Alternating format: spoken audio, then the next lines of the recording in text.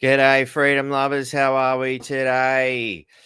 Boy, we got some big ones this weekend. If you haven't checked out the previous podcast, I highly recommend that you do, particularly the one we did yesterday, Saturday session with the fluoride there from the Got People in Cairns. It's so good to see so many people in various places in North Queensland getting together to figure out what the hell is going on in this crazy world and taking positive affirmative action. It's really good to see that they were able to beat off the council's desire to put fluoride in their water, which is something that we are also working on here in Townsville.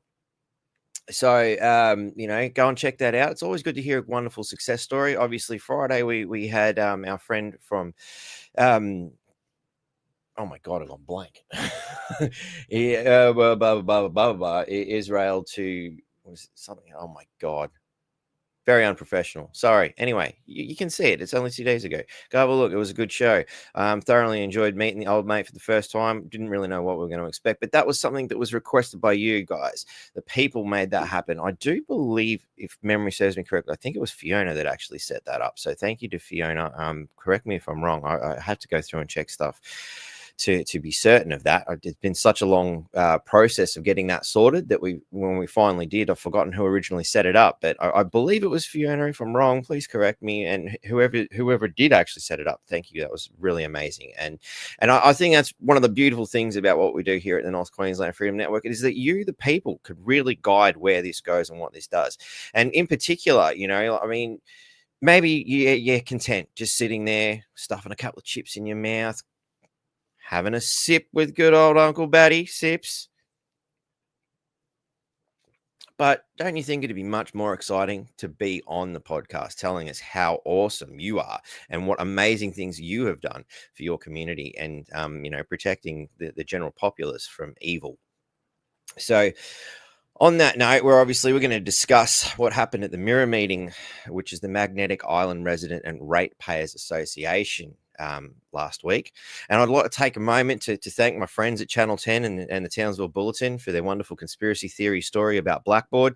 I'm sure you guys are probably going to do something with this. So, I think it's really important that we let the world know that you guys conjured up an amazing conspiracy theory regarding Troy Thompson being Blackboard, who is obviously an Indigenous fellow. It was so painfully obviously.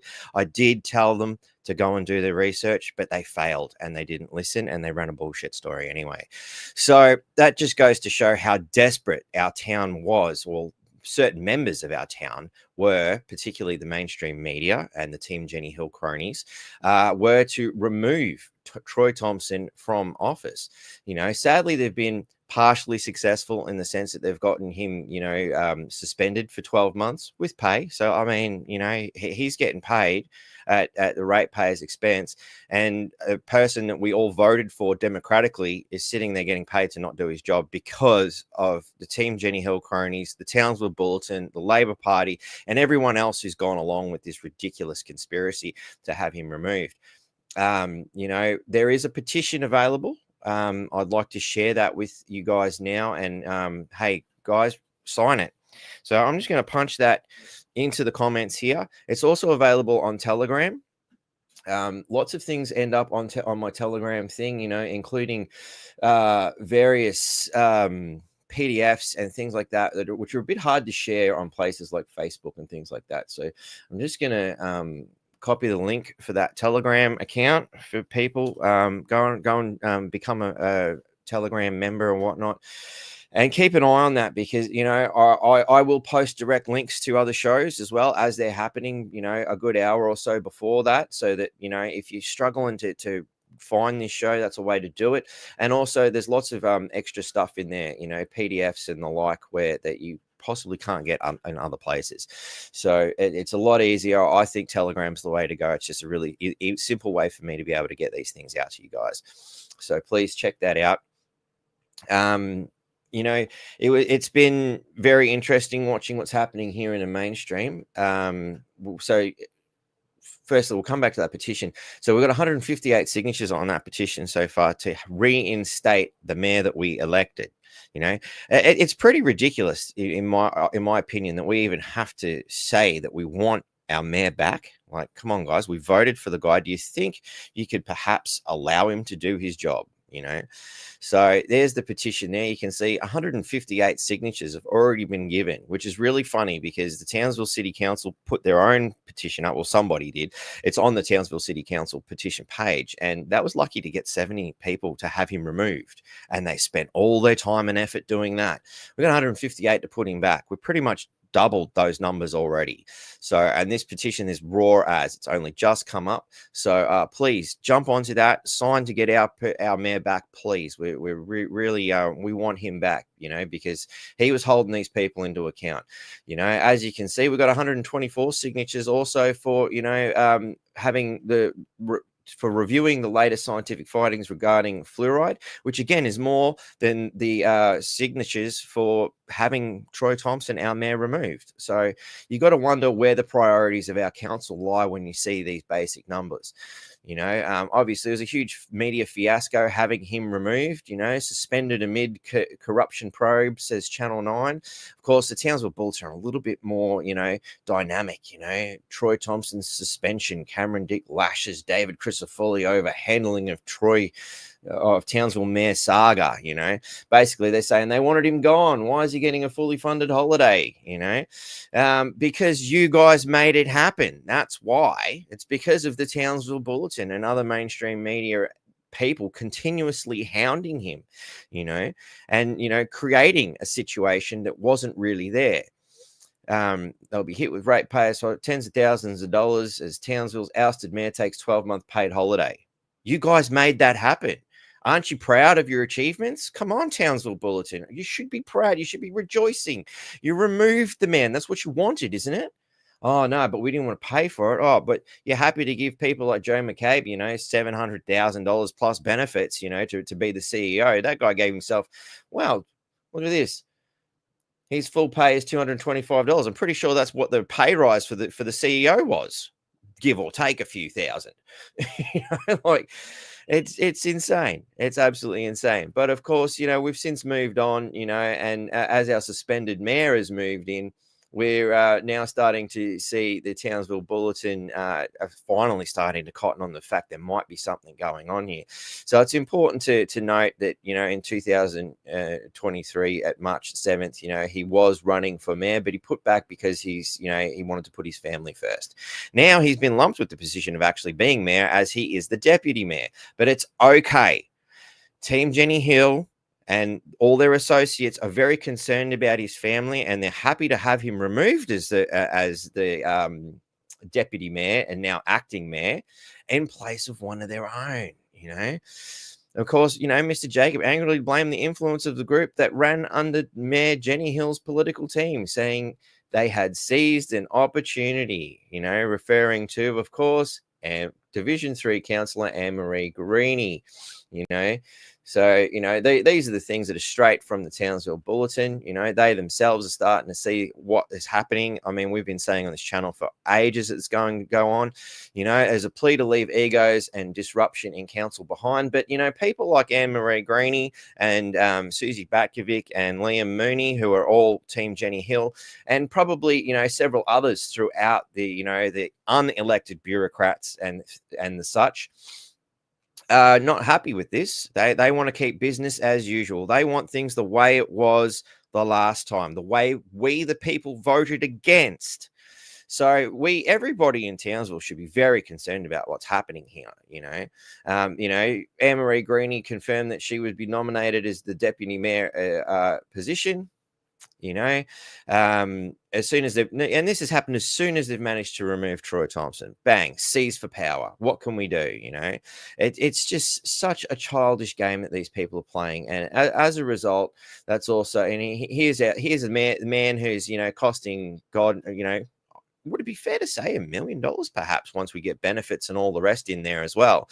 But we know his wages are in excess of $700,000. That's costing the taxpayer, or the ratepayer, I should say. Of course, our good old friend here, Christian Price, he believes that, it would be a good idea to support Ann-Maree Greaney got me stuffed. Why? We here at the towns at North Queensland Freedom Network were, did give him the time of day, and we helped him, get to where he is. And I must say, I've been very disappointed with his performance as councillor. There was a statement he made here. I think it's in this bit. I think it's important.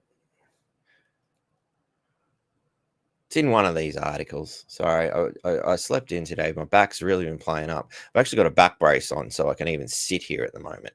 It's it's not doing too well. So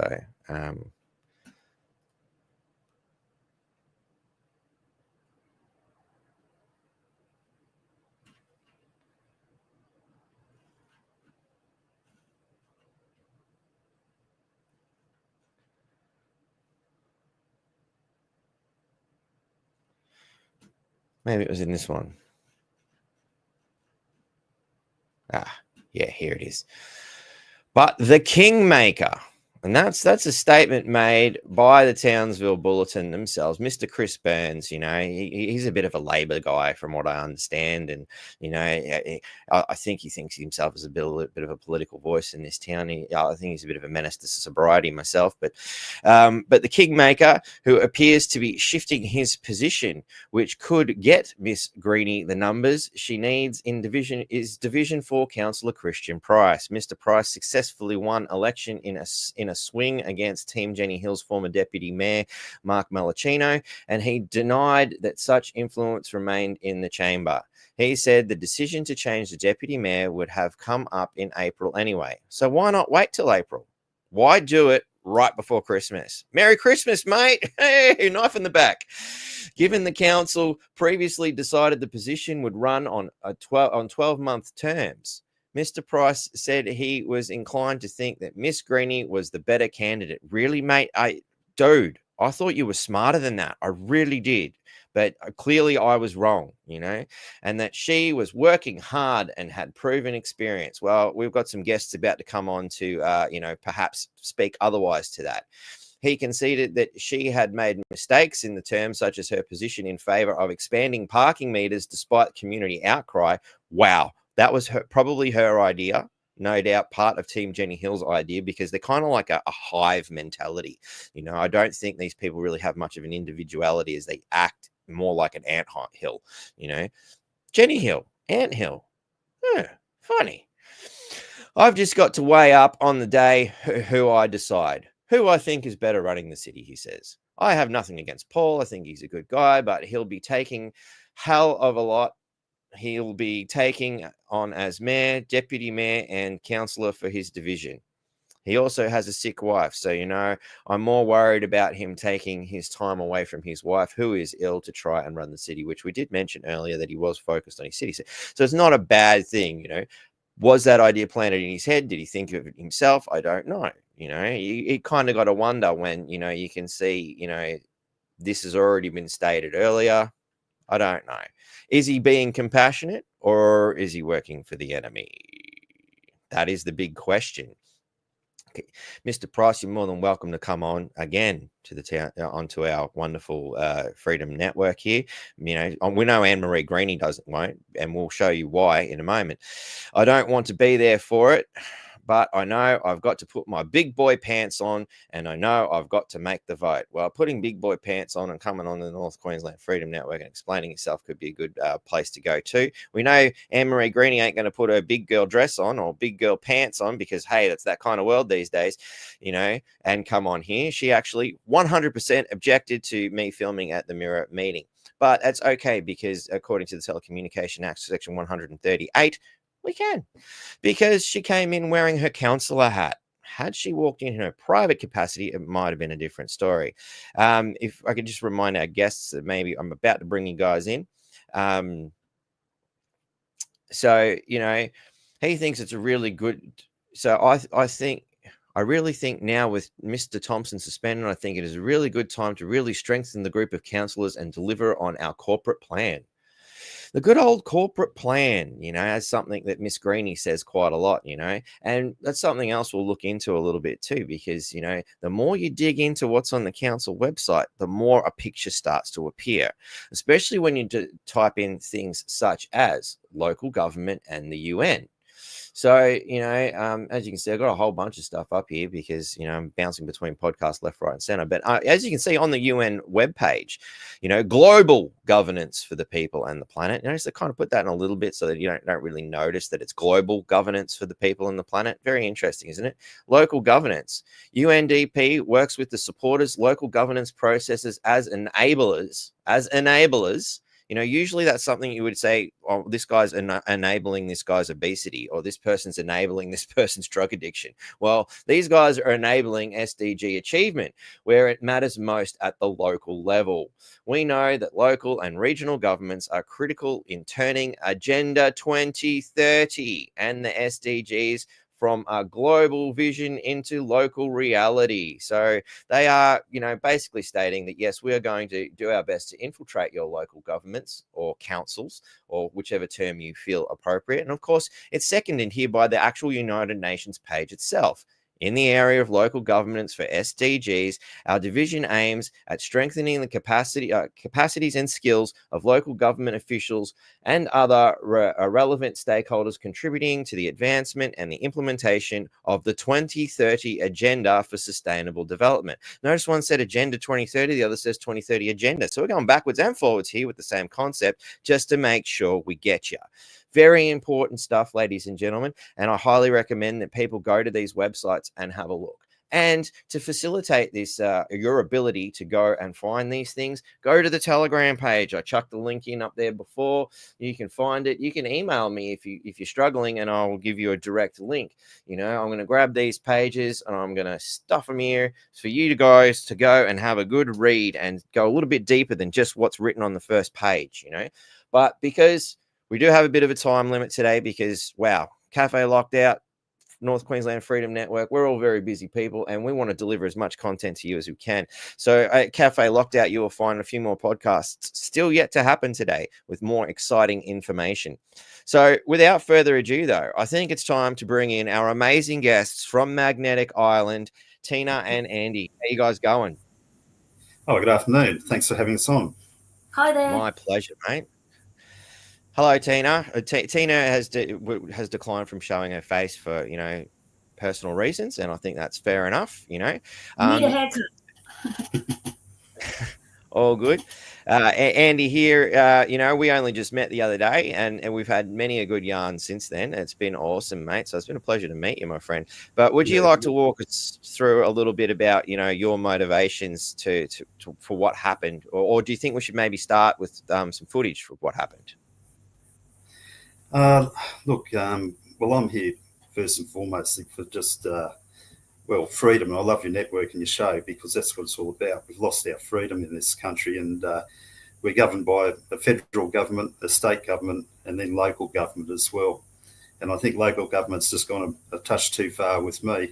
In particular, just for one instance, is that I had a compliance bylaws officer actually walk through the front door of one of my properties on Magnetic Island in his beautiful polished jack boots with his body cam on, and marched through the centre of the house to the back kitchen where I was talking to a solar installer, stood in between the two of us and said in a very hurried fashion, I'm from the council, I've got this body cam on, and anything, it's being recorded, anything you do say will be recorded and used against you in court.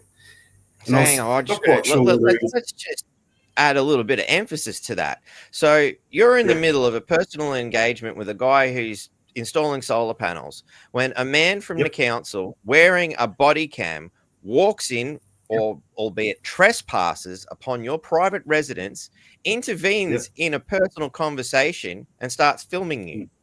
Yet Councillor Ann-Maree Greaney objects to me being in a public forum where she's acting as a public figure. Wow. Yeah, and then that means we set 3/4 of the council. So this, set of rules for the ratepayers and a set of rules for councillors, obviously. So anyway, this bloke, I didn't know whether he was the real deal or not. So, I couldn't see any ID on him, but he was in a blue uniform. I didn't know it was the police or, whether it was just it was a prank or something like that. But anyway, I managed to say to him, well, sorry, who are you again? And so then he said more clearly, I'm from the council. I'm here to see about, you're renting rooms out in the house. And I said, okay, well, look, can we just step outside? And I paused and said to the solar installer, can you just give me a few minutes to go and sort this out? So got him out of the house and stood out the front. And I said, look, what's your problem? And he said, I believe that you're renting rooms out. And I said, well, yeah, there's a housing crisis. It's a nice house. And what's the problem with that? And he said, because it's in the zoning. So I went, okay, then have you got any paperwork to go and show me? And he said, no. And I said, well, do you want to come around to my other place and have a cup of coffee and we'll have a chat about it? And he said, no. And I said, well, can you give me the phone number, or I'll give you my phone number to talk to your boss, so maybe he might be able to enlighten me as to what I'm doing wrong, because I don't know what I'm doing wrong from you. You've just got me on a body cam and you're just recording. So anyway, eventually I got him off the property and off he went. And so I was pretty upset about it and went, well, what the heck? So I actually rang the deputy mayor at that time, which was the previous one, and he was good enough to pick up the phone on a Saturday and a Friday, not quite sure. But anyway, and I told him what had happened, and he said, well, that's just inappropriate and not on. And I also rang the police and I said, look, where do I stand on this? And I said, look, anybody comes to your home, including the police, the law states that we only can come in when we're invited in. And unless it's a real emergency situation, naturally a DV situation or something like that. But apart from that, he's just trespassed on your property. And I said, well, I'm not sort of bloke to take things too much further. I want to get on with my life. But I spoke to the deputy mayor and he said he'd look into it. And I said, well, how about you play the body cam, seeing I'm on body cam, and you can see how the conversation went. Well, I didn't hear anything back. He said 2 weeks later, the guy comes back again, but with a bloke that's about 6'4", just in a civilian outfit, no ID from the council. Once again, the original bloke didn't show any ID whatsoever, and gave me a piece of cardboard, like a flyer to say, had little boxes there to tick if you had a sea container on your property and it was non-compliant, there's a tick in the box. So I got the one bit of cardboard with a tick in the box saying renting rooms out in a non-compliant area. So anyway, he said, well, you'll have to take it up with my boss and planning and that sort of thing. So long and short of what came out of it from council, and I paid someone to go to that meeting because I didn't think I'd be able to sort of contain myself because I was so bloody furious about it all. What came out of the meeting and council was basically, all we needed was a copy of the tenant to be the head tenant and a copy of the lease and continue on. And he could sublet the rooms. And that's exactly what we did, and it all went away. But that's how this council operates. You see, but they could have offered you a nice, easy solution by, hey, look, I understand you got this. Do you mind just ticking these boxes and signing these forms, and we can allow it to continue? Yep.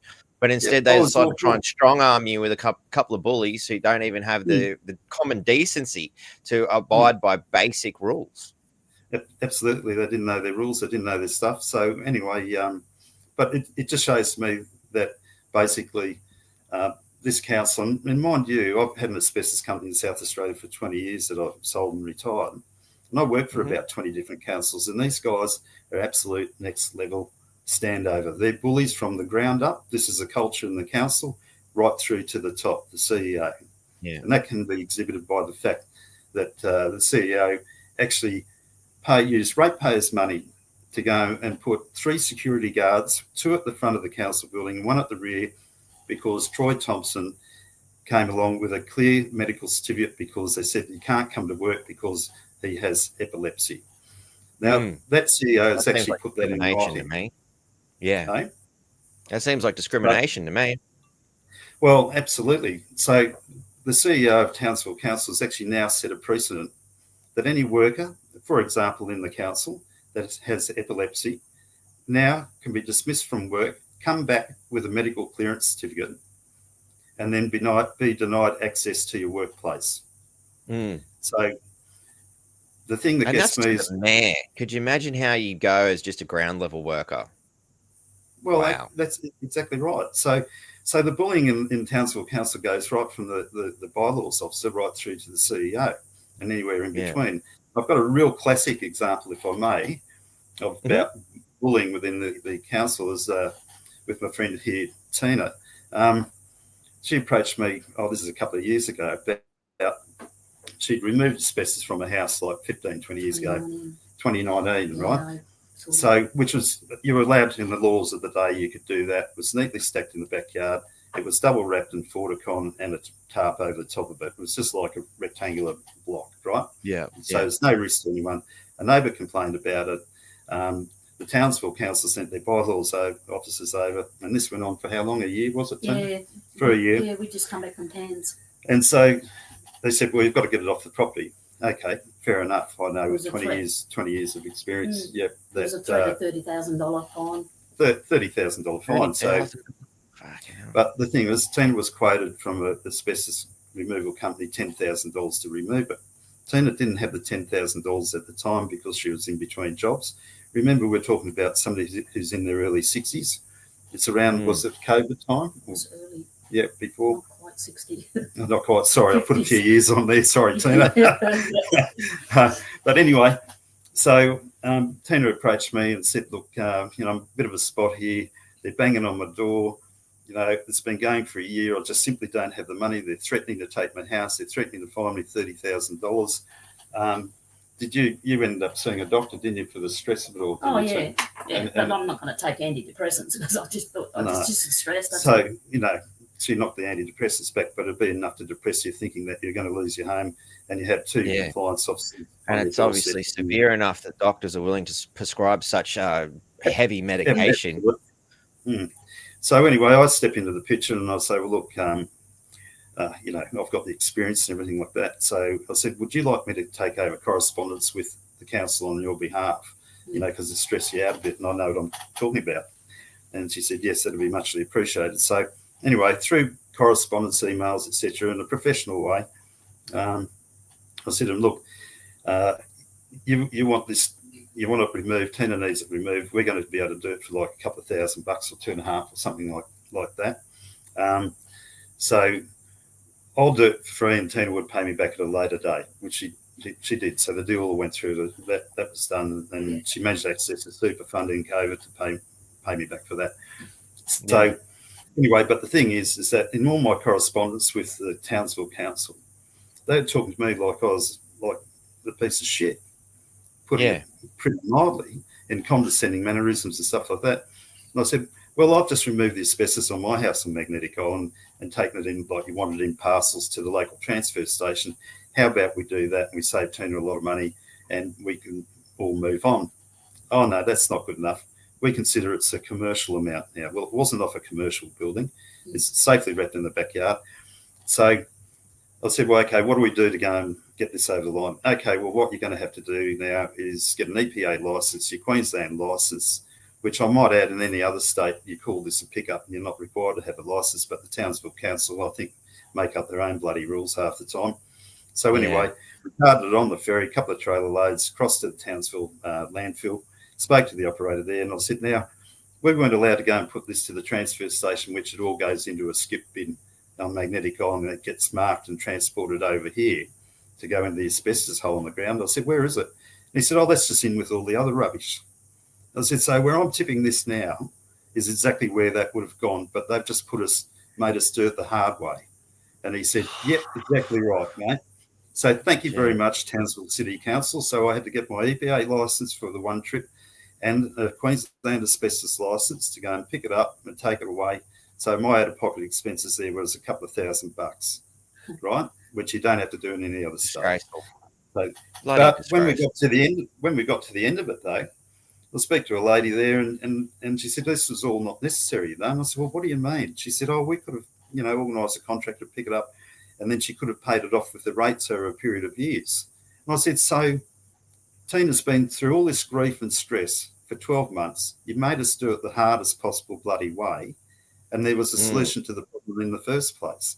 But hey, this is typical Townsville Council, and this is what's happening. I can see happening between the main reason that they're really getting stuck into Troy Thompson is not because of how he filled out his application, which I can just elaborate on a little bit, and I've spoken to him the same amount of times I've spoken to Councillor Greaney, so there's no bias there whatsoever. That if you fill an application for a job, especially being applying to be a mayor of the second biggest city in Queensland, you want to make sure you got your ducks in a row. So I've been involved in a lot of court cases, big court cases with the EPA, Safe Work SA, and many others. So, and it all comes down to one thing: if you did something knowingly, well, you're stuffed. You wear the consequences, and you cop it, pay your fine, and move on. But if you've done something unknowingly and unwittingly, and it can be proven, then you're not guilty. You're just been a bit of a deal. So I've watched that 38-minute recording of Troy Thompson being interviewed, and also watched the condensed down to the 6 minutes, which anybody in media can make you. They can be a kingmaker, or they can put you in the garbage can. Well, I've been there and I've seen it done, which is sorry to cut you off. Proved himself innocent on the I was just say I've been there in the media and I've seen it. Oh, we've got a bit of a delay here. Sorry, this is getting a bit hard. I was just going to say I've been there in the media, and I can 100% confirm that what you're saying is true, that the mainstream media do have that ability to make or break, and it's been very clear that the mainstream media were 100% hell-bent, as, you know, displayed on the board here, where they conjured up their own conspiracy theory in order to break this man. It was obvious what they were trying to do. Why else would you continuously harass him over such petty things? Well, the thing is that by his own admission, whether he realised it at the time, was he said, I was going based off memory of, you know, the years that I was in the military at the time, and also numbers of like what regiment he was with. You know, if he's got a military family, he's not going to actually stand there and physically say, I was in the SAS, which he never ever bloody did. But no, they jumped on the bandwagon to crucify this guy. And the reason they jumped on the bandwagon to crucify the crap out of the bloke is quite simply they're scared of him, because he was going to get in there and start cleaning up things and asking questions. And that's what this council hates. And that's why at that MIRRA meeting that there's twice a proposed hands up for voting Greaney out. It's because of the fact that she's been holds the ratepayers a magnetic island in contempt, because she won't answer questions and just continually moves it on to say, I'll get back to you. She never gets back to you. Put it on notice. So they don't answer questions. And the thing is, they saw a bloke coming in, whether it was Troy or whoever else. I mean, anyone could have won that election. It could have been you, me, or Donald Duck, or Homer Simpson, because everybody just said, whatever you do, just don't vote for Jenny Hill. That was the comment. That's it. We've all had enough. Absolutely. We're over the hill. Yeah, exactly. So this is why they've, and I can't believe, like, when you think, has there ever been a case in Australia that a councillor or a mayor has been flogged to death, but where they're going wrong is they've flogged the horse into the ground so much, but now the community is feeling compassion and empathy towards Troy. And that's being shown on his page, on his own Facebook page. Oh, yeah. He's got a huge following, you know. Yeah. And it's particularly since, you know, I mean, he voted against these parking meters, which all of Townsville completely objected to. So, and it was the Team Jenny Hill mob that you could see were voting for it. You know, so it's pretty clear who gives a shit about the community and who didn't in that particular instance. In my opinion, it was very clear. Yeah, and look, this is a great opportunity for me to just sort of diverse a little bit, jump in. When you talk about, ratepayers' money, right? So the average ratepayer in Townsville spends about $3,800 a year on rates. That's from my own personal research. But the thing is, all of your ratepayers out there, you actually have to make, depending on your income, about $5,000 plus before tax. So you guys out there are paying, on average, $5,000 a year to keep these people in power. So I'd just like to diversify to something I found a little bit interesting and share with your audience, is that now, as you mentioned, that Joe McCabe, the Townsville CEO, is on $700,000-800,000 package. So I thought I'd do a little bit of a quick comparison here. I've just got some notes here. Nice. So our Joe McCabe, who's from the Gold Coast, and checked out that if you fly business class, and I presume Joe might do, the return trip is $3,300 in business class, and I'd be surprised if you didn't have at least 10 trips so far. So that's $33,000 to the ratepayers, because we didn't elect somebody from Townsville. So that's the first bit about a pocket expense. The other thing we didn't get it. Actually, we didn't elect him. The council elected him. That was the councillors voted on our behalf. It was very kind of them, considering not one of them even took the time to ask me what I thought. Yep. There was no, hey, guys, we're considering these people. What does the community think? That was never happened. No. Our elected dictators are telling us what to do and who's going to run the show. You know, that's right. not democracy. Well, it's not. And I can tell you from my own personal research, so I take responsibility for anything that I say here. And if I'm not sure, I'll make it clear that, you know, I'll only, you know, go hard on something I've really got, you know, proof of, supportive evidence. But the thing is that, and I hope all the people that went for that position as mayor of, the CEO, sorry, of Townsville, is that I don't believe that you actually even got a look in. If you look at the interviews and the timings of when he's been interviewed, of when he was going to go for CEO and not, the stars don't align, if you know what I mean. So I think he's in there by default. I'm calling him out on it. And Team Jenny Hill, because Team Jenny Hill still has, you know, a number of councillors that are still the Jenny Hill team. The new ones that come in have been pressured and coerced, and basically Jenny Hill has known Joe McCabe for like at least 12 years, from when she was the was it local government association leader for 12 years? I'm led to believe. So she's known him from all the way back. So this is a jobs for the boys thing. Because why would you knock back more than competent people that are from Townsville, live in Townsville, and you go and get a guy from the Gold Coast, and you go and whack him on $700,000 to $800,000 a year? And so here's just to give you the ratepayers a bit of an idea. Okay, let's see how much the President of the United States of America, the most powerful position in the world, I believe, he's on US 600. Oh no, I converted it today's exchange rate. He's on USA $400,000, and on today's exchange rate, it's $628,990 or something like that, Australian. Right? Joe McCabe gets paid a couple of hundred more than him. Okay, let's go to the leader of this country, Anthony Albanese. He had a little pay rise recently. He now is on $607,520. Let's go to Viola Amado. She's the chief of Switzerland.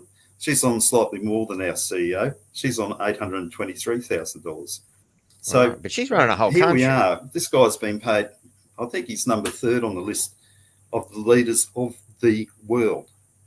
Also, for all you people out there struggling and paying rent and getting rent assistance, how would you like it landed in your lap that this guy is eligible for, wait for it, $1,000 per week rent assistance? Now, $1,000 a week. I don't. A week. $1,000 a week rent assistance. So, you know, most people are lucky if they can get $100 a month. Well, it's a great gig, and this is what happens when you pay people too much. You don't. You know, there's no heart on sleeve or community thought there. It's all about the money. Yeah. You know, as far as I'm concerned, anyway. Look, if he was doing a job that he could save the rate. If he could save the ratepayers $800,000, his pay packet a year, and operating the place smarter, well, good luck. That'd be fine, but I don't believe so. You know, this is, you know. And I'd just like to add a little bit of weight to your previous statement about Mayor Jenny Hill. And here's the LGA, Local Government Association of Queensland, 120th LGAQ annual conference. Now, you might notice in big bold letters here, New World Order. Nothing scary about that now, is there? And of course, you roll down, second page. Look who's on it. Look who's on the second page. Well, in Townsville, it's called the Jenny Hill World Order. Yeah, it's like that. Bloody oath. This year's conference theme, New World Order, perfectly describes the economic and political upheaval that is impacting and on the entire globe. There has never been a more relevant theme. And this was like 2016, I believe. Yep. October 2016. We already had an economic crisis then. What do you call now? An absolute friggin' disaster? Like, you know, is this the Holocaust of economic crisis? Like, I mean, if there was a disaster back then, you know, wow. You know, yeah, It does you can't agree with you more. You know, another thing, just getting back to my mate Joe McCabe, he loved me, but I don't know him personally. He's probably a nice enough bloke, family man, whatever, etc., etc.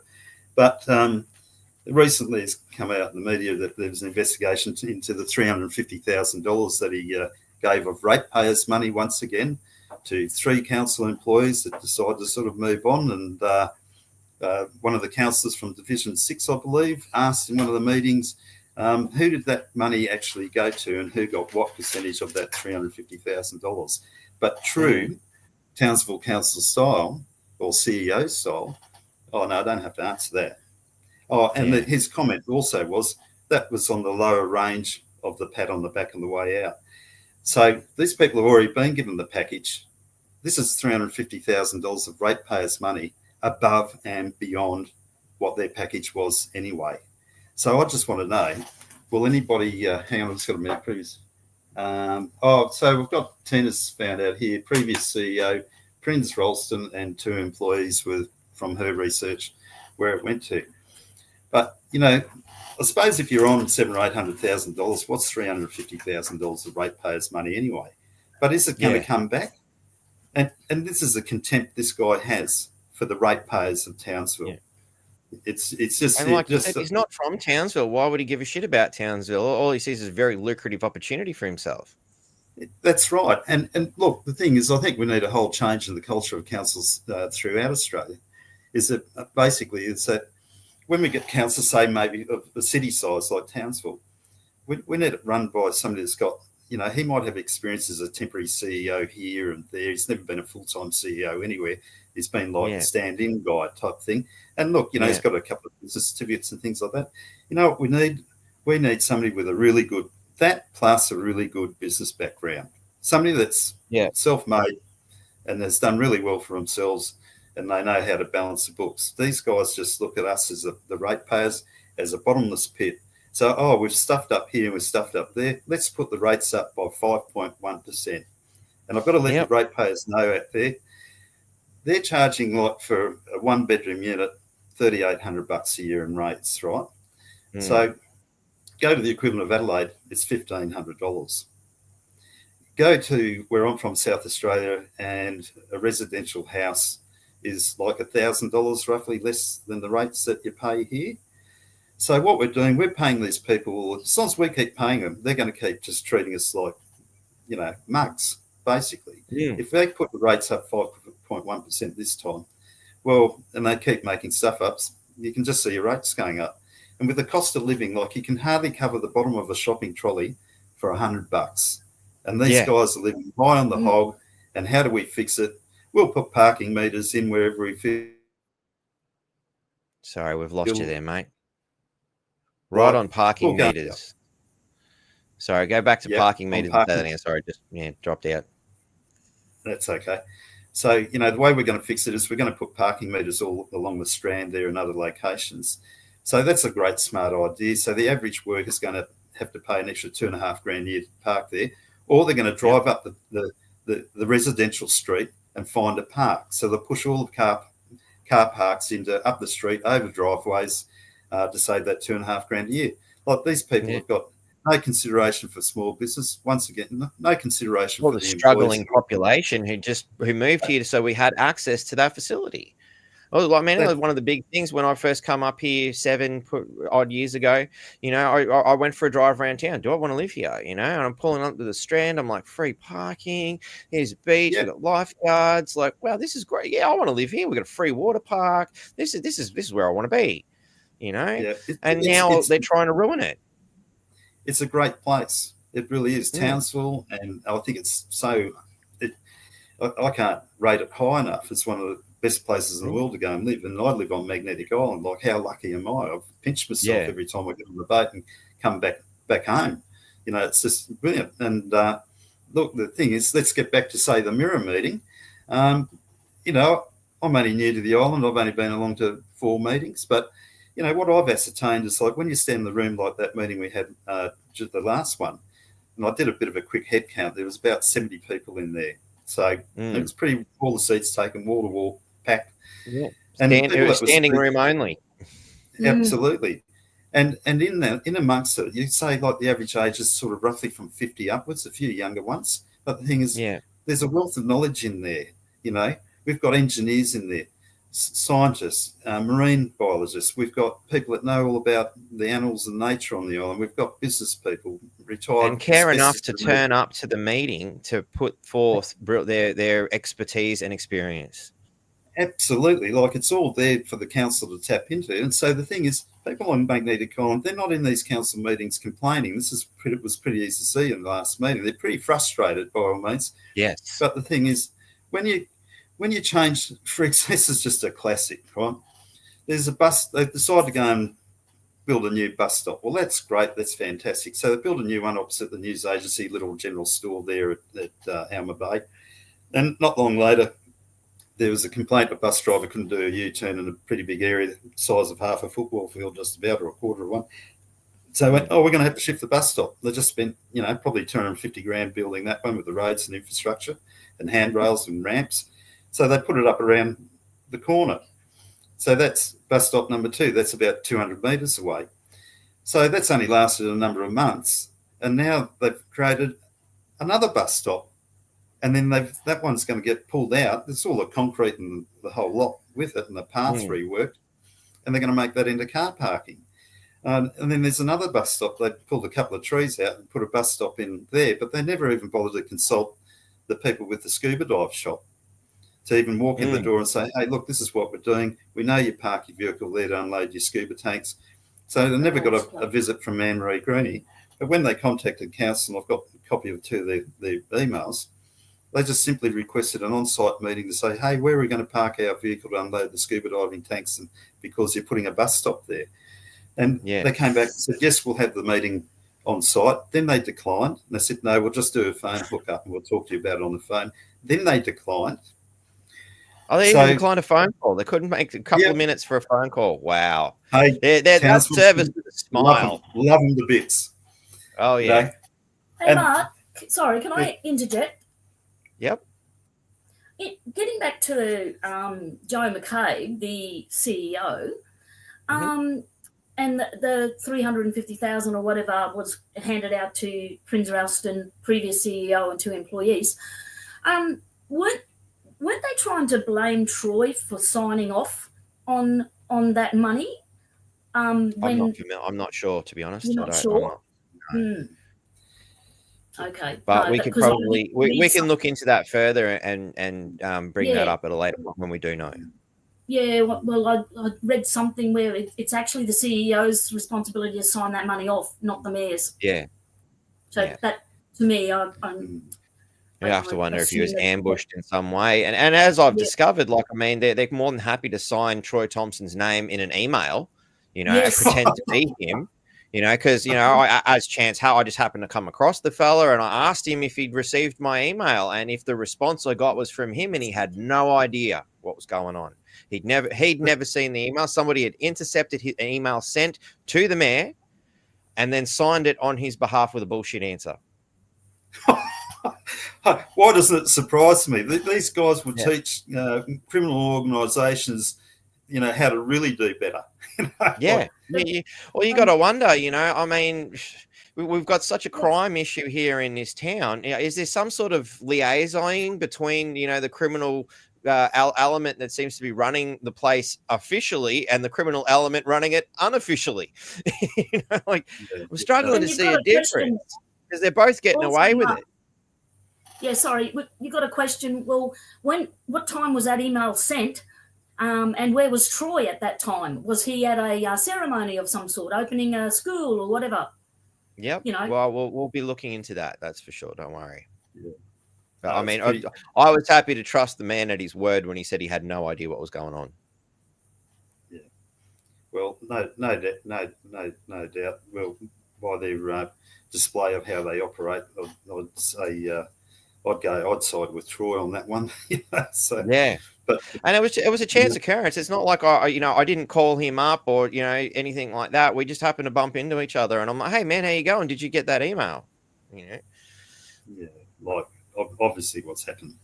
But cut and paste.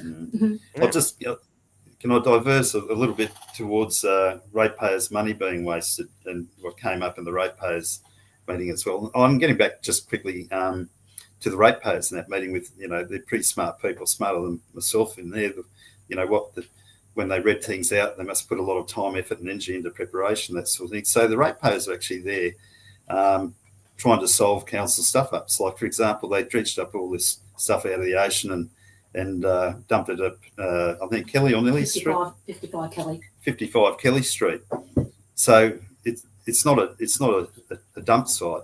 And there's a proposal for what's going to be built there, Tina? They're proposing to build a medical clinic or a care centre or something. Right next to the SES. Okay. Yeah, up there. So what they've done is they've created a problem by dumping this, which is all full of salt, onto the land there, which if you and I did it or anybody else, you'd have the EPA all over you and the council and they'd be fining you and you'd have to pay to remove it. So later on down the track, when they want to put, a facility there, they're going to have to dig it up and shift it. So there's, and there's people there that have looked into it, like they're trying to explore what's the best way to handle the situation and the most economical way to solve the problem. So we've got people in the Ratepayers Association there that are problem solvers, not problem creators. And it's the same thing. Look, they want to pull down a little bridge at Horseshoe Bay, connecting bridge that's been there for 90 years, but they're not putting in writing that they're going to replace it. And they'll put all the services underwater in through the creek and up the other side to service the hotel and stuff like that. And that's right. They haven't maintained the bridge at all for 90 years. And so the quotes come back as $90,000 if we want to get replace the old rusted out one. So came up with a real simple one. Let's go and find $90,000. Well, I said in the meeting there, well, how about the CEO pays for it? It's not as if he's not getting enough, which we got a bit of a laugh out of. But where we can save it is the fact that they wanted to put a new toilet block down at Picnic Bay to the tune of $450,000, and it's got, from what I've seen, 4 or 5 stainless steel pans will be going in there. So if you take a dump there, it's roughly 120 grand sort of thing. So it's a box with a steel angled roof over the top of it.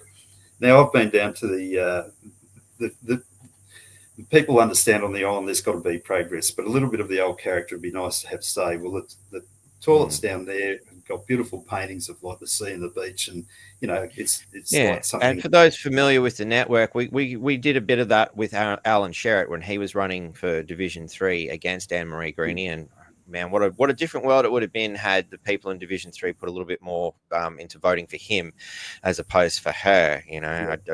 I'd be very curious to see what the outcome of the world would have been. If only I had that, alternate reality time machine going. It'd be wonderful to see. But anyway, but yeah, I'm familiar with the blocks. If you give me a second, I might be able to find some footage of it. But you continue. Yep. Okay. So I was just going to say, Mark, bear in mind, since the council election, even though Alan Sherritt lost against Ann-Maree Greaney, Councillor Greaney, he has attended every single MIRRA meeting on the island ever since. And he's advocating for Amaroo, the residents of Amaroo as well. So, that just goes to show that the interest that he has, on the island.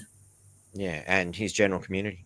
And as I said, he's doing a lot of work to help those poor residents, which Ann-Maree Greaney claims the council's not in the business of kicking people out of their homes, yet that's what they're doing. So another woman, I don't think you can take at her word. No. So what happened back to that, while you're looking for those photos there? So, I've got 45 years experience as a builder. So I took the liberty, seeing it was good enough for the bylaws officer to march through my house and trespass.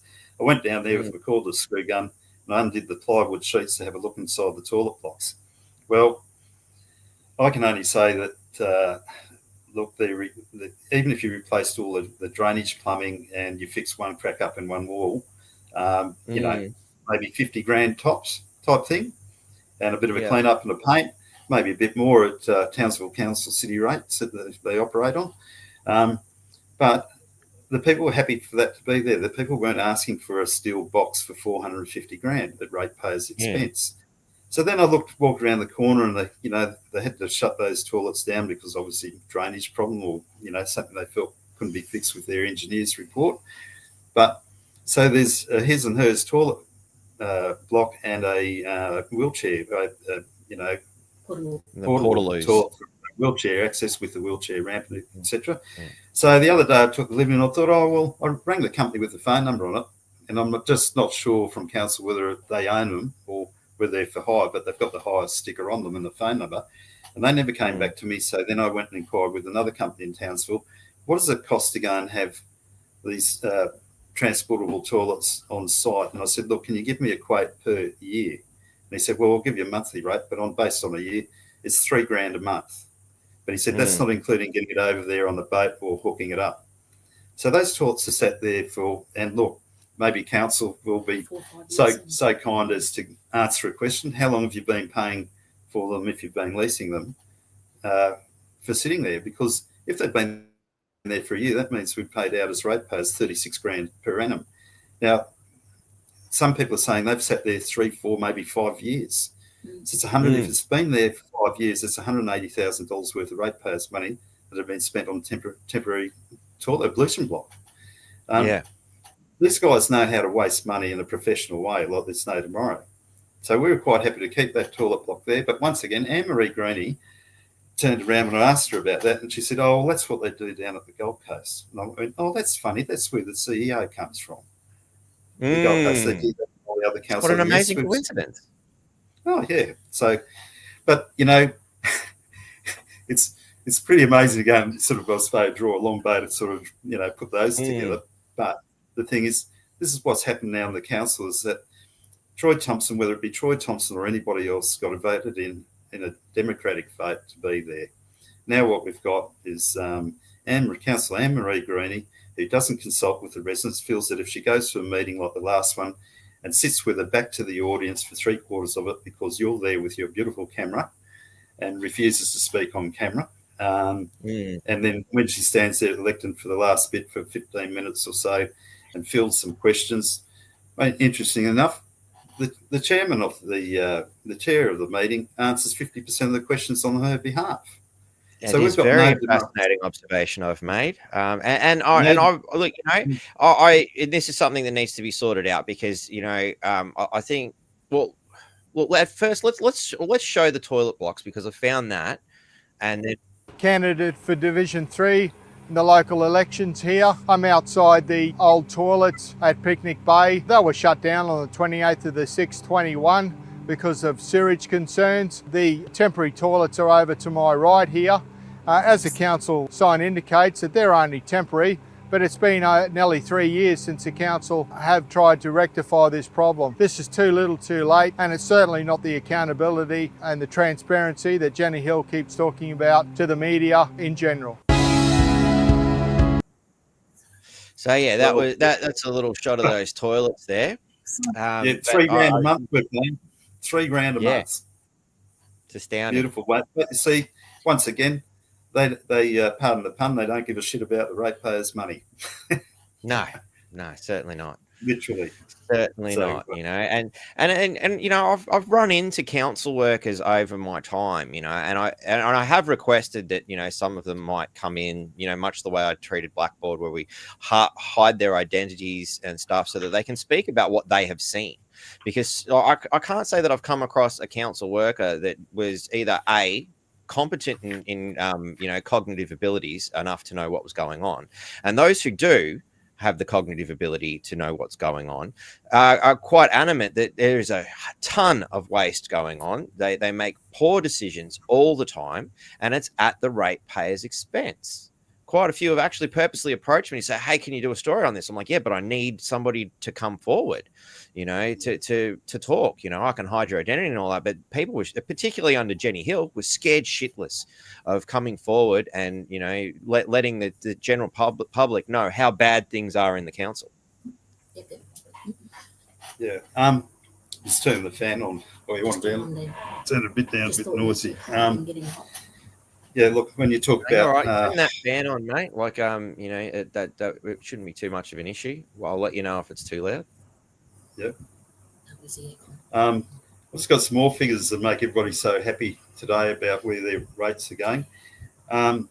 So when Jenny Hill was in as mayor for 4 years, her last 4 years, and I don't know about the costings prior to this, but maybe a little bit less. But in the last 4 years, she had 3 advisors to do her job as mayor at a total cost of $200,000 each. So that's $600,000. $600,000 for advisors to tell her how to do a job, fill in the calendar or whatever. So we're looking at close to $1 million for the mayor and her advisors. It's 4 roles, nearly $1 million. Yeah. So just in advisors over a 4-year period, she spent $2.4 million of the ratepayers' money. Now, before Troy Thompson came in, and once again, I don't think it mattered whether it was Troy or anybody else, that magically disappeared. So, but how do you mean magically disappeared? What, as in the paper? What, as in the services or the money or the paperwork? What magically disappeared? The funding for a mayor, that money has been pulled. The funding for those advisors. Yeah, that's right. Yeah. Because didn't he request some advisors and they denied him? That's right. Yeah. I think he requested one. I think, correct me if I'm wrong, it was around $125,000 per annum. Yeah. So, but this guy actually single-handedly gets out there with his partner, Michelle, and actually does the job, gets out there, meets and greets the people, communicates with them. He's a real good ideas man, and asks the question out there. And this is what we need in council, and I think the councillors need to learn from Troy, is that why he's got such a strong support network now, and we realise exactly what's happened to him. You've got to take your hat off to the bloke. I don't know whether I could handle copping that much of a flogging and still keep pushing on. So when he gets through the end of this, and I believe he will, and he's a pretty determined sort of guy, and he's got a great partner in Michelle, you'll be rock solid guarantee of a mayor that can fight his way through everything and anything and have the people's best interests at heart. There's no two ways about that. I feel he's tried to make everything transparent, and everybody else in that council doing everything they can to stop you seeing what's going on. They don't want you to see, and that's a huge tell in itself. Hey, Mark, the reason why they locked him out of the council building in May, was to push their own budget agenda in, and that's why our rates went up 5.5%. 5.1. Where Troy was going to cap that for 4 years. So there's one, one thing that they succeeded. But we have to really work on bringing these people down. Yeah, and we can do that by signing that petition. They don't want to be in there. For those who have just tuned in, because the numbers are just continuously rolling up. For those who just signed in at the beginning, we did share a petition to get Troy Thompson back in, because that's the person we elected and that's the person we want to see get this going. I think what Karina's just posted here, which my lovely helpers will probably bring up on the screen in a minute, is he is Townsville's Trump. And I honestly believe they have tried to create a Troy derangement syndrome similar to Trump derangement syndrome here in Townsville. But where was I going to go? I've lost that now. Oh, yeah, the petition. So the petition is available on Telegram. For those who don't know, I'll share the link to Telegram again so that you can sign that petition and support our mayor. So far, we've doubled the amount of people that were against him. From the petition to have him removed, was struggling to get 70 people, I believe, when I last looked, and we're now at 150 plus. So let's see if we can make that go a little bit higher, ladies and gentlemen. I've just put it in the Telegram link in the comments there. So that's basically you just go to Telegram and type in North Queensland Freedom, and you should be able to find us. If those links are not coming up for you and say Rumble or BitChute or whatever. But yeah, sorry. Continue, mate. Yeah. So in that MIRRA meeting, there were 2 people that read out, their bit on, wanted to just have a show of hands to say that we don't have any faith. We've lost confidence, no confidence in Councillor Ann-Maree Greaney for pretty obvious reasons. Not really representing us at all. If you're going to sit in a meeting with your back to us for 3/4 of it, well, you've got to be kidding me. And you've got the chair answering 50% of the questions because you don't know your stuff, you haven't done your research or your homework. You've really got to ask yourself. But we were shut down twice, as you would have had recorded on your camera. It was a show of hands by the chairman. Yeah, where's the and that's what I was democracy? going to point out too. Was I was happy to put the entire MIRRA meetings up for everybody to see from start to finish, and they can pick through it as they see fit. But during that first instance where everybody was asked, "Do you have any objections?" Nobody objected. Ann-Maree Greaney didn't object, nor did her council worker. Right now, what ended up happening is I put a small snippet of Ann-Maree Greaney up.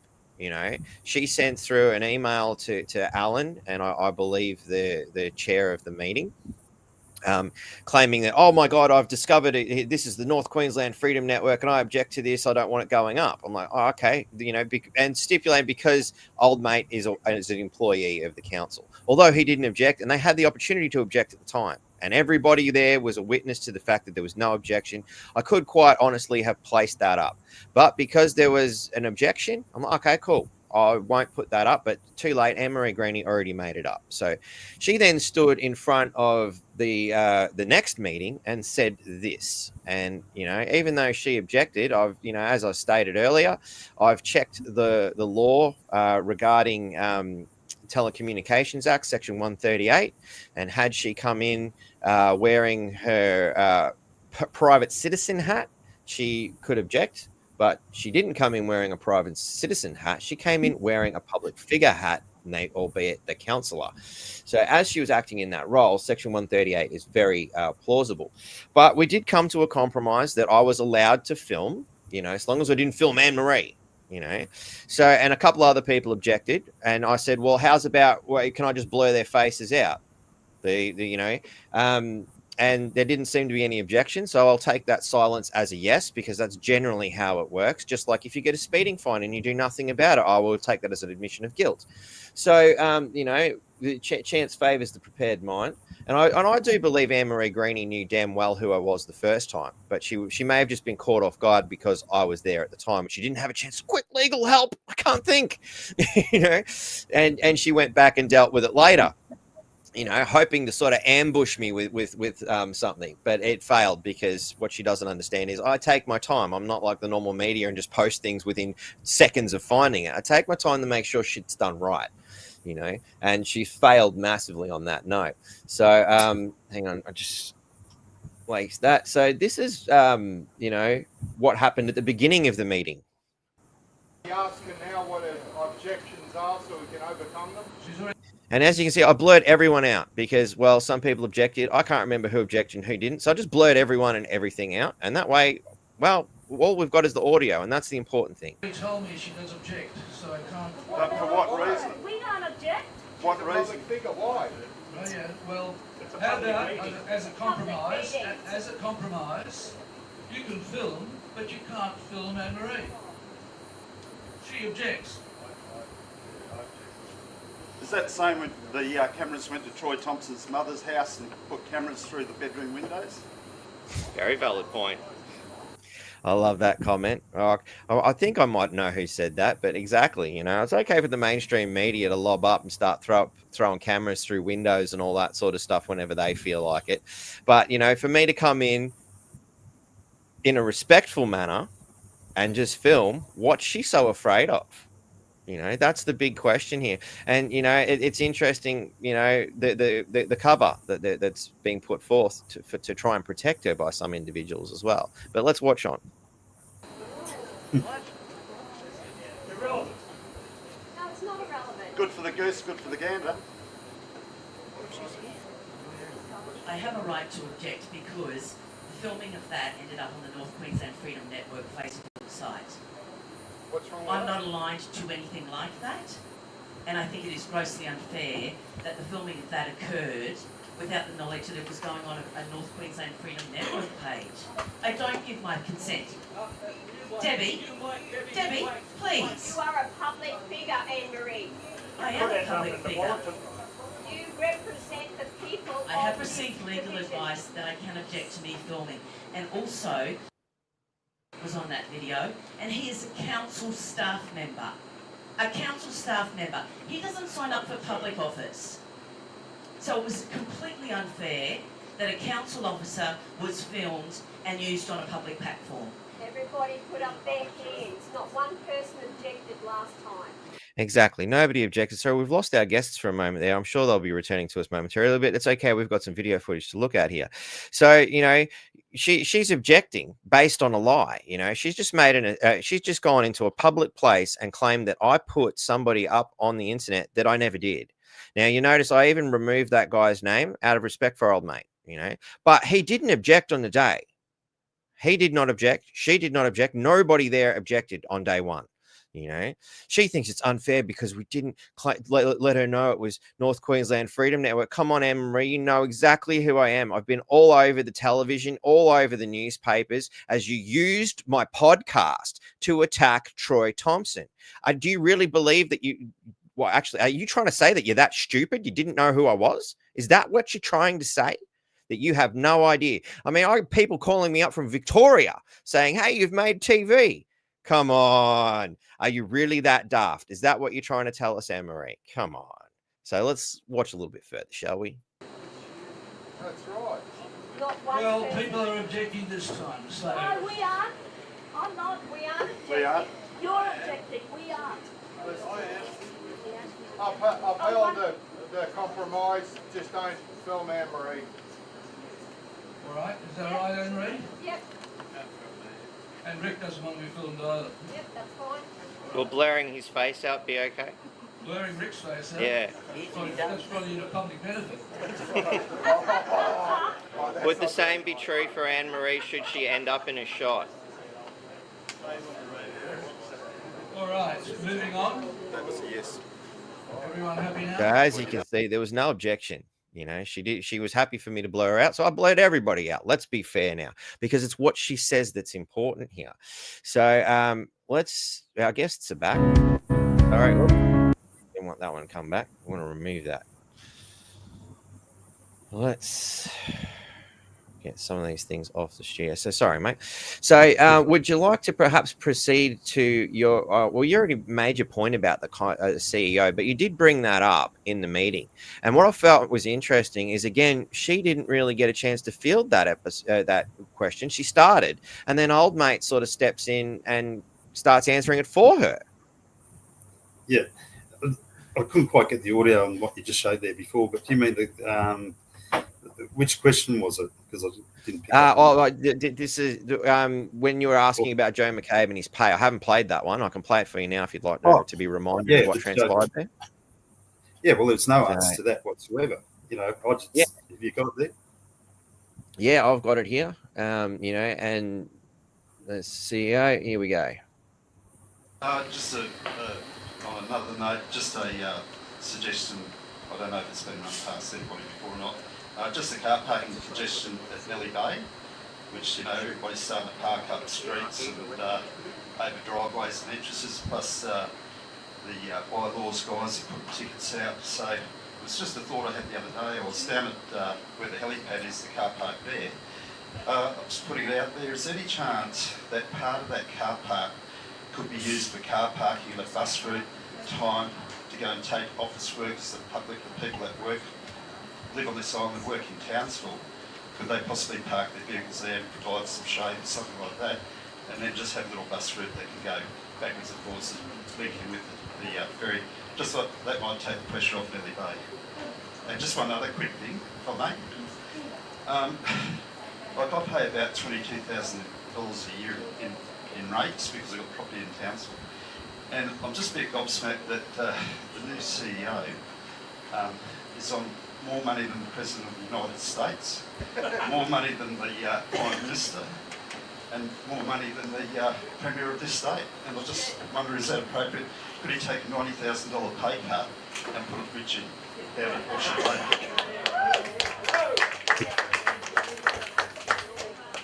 I can't speak on behalf of the CEO, but yeah, I know your point. Georgina, did you say which car park? Is it the helipad? Can I deal with that? We need to follow up because Scott told me last time, and he told the meeting that the government was doing a feasibility study of that. And now we see. Hang on, who were you asking that question? Were you asking old mate here, or you were asking Ann-Maree Greaney, I believe, the councillor?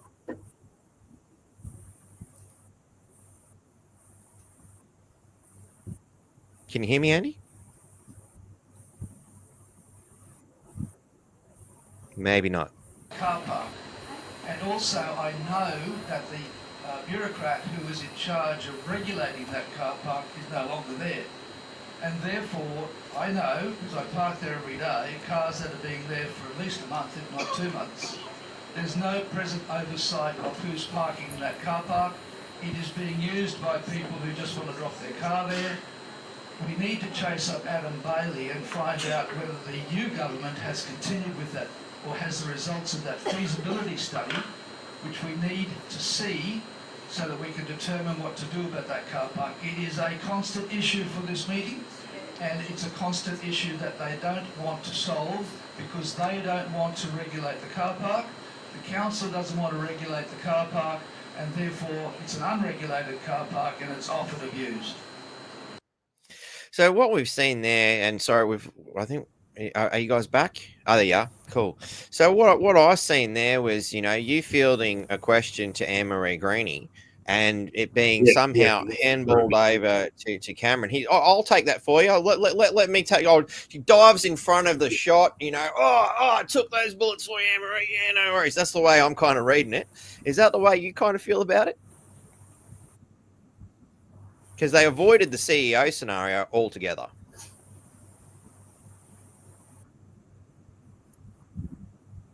Can you hear me, mate? A bit of a time delay. Yeah, well, if you've been to previous meetings, it's just all more of the same. Yeah, look, it becomes more apparent if she hasn't got a sidekick from council there, she's on her own. Oh, yeah, they just didn't, no answer, but, we're used to that. But, look, Cameron's a nice enough bloke. He lives across the road from me. You're right.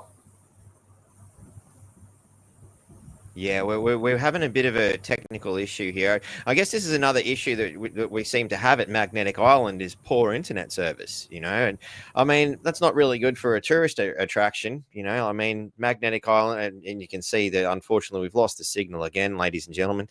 This is an issue for the residents over at Magnetic Island is getting a decent internet signal, there's serious infrastructure problems here. And obviously this is not just, we've lost them altogether now. This is not just an issue with council, but it's also an issue with state government.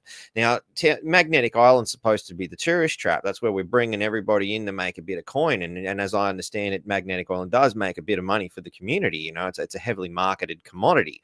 It's a beautiful place to go. I've been there myself. Obviously, I was there with the camera. I've gone there sightseeing. I've gone to see a few places, but I mean, here we are trying to communicate. Literally, just it's not that far. Just a little bit of stretch. You can see Magnetic Island from from the Strand quite comfortably. It's not that far away.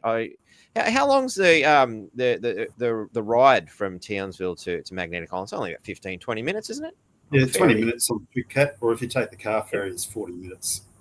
Yeah. So it's not that far away. Yet we're struggling to get an internet signal going today. Oh, look, it's an ongoing problem. There's the apartments down at where the ferry pulls into. I think it's the Peppers or the other ones. I've forgotten the name of them. They spent $240,000 with Elon Musk to put satellites on the roof so they can get reception. And I'm at Tina's place because my place, none of this would be happening. But it's we're in a real dead spot. I thought we were thinking about doing the Elon Musk thing, but Nomads, the backpackers, have said, "Oh, don't worry about it because we've got all the best you can get here, and it's still hit and miss. It takes a while to go and get the FPOS machine to work." So, look, a little bit of a disadvantage, but the thing is, you're living in paradise, so you've got to go and compromise some things to go and live in this part of the world.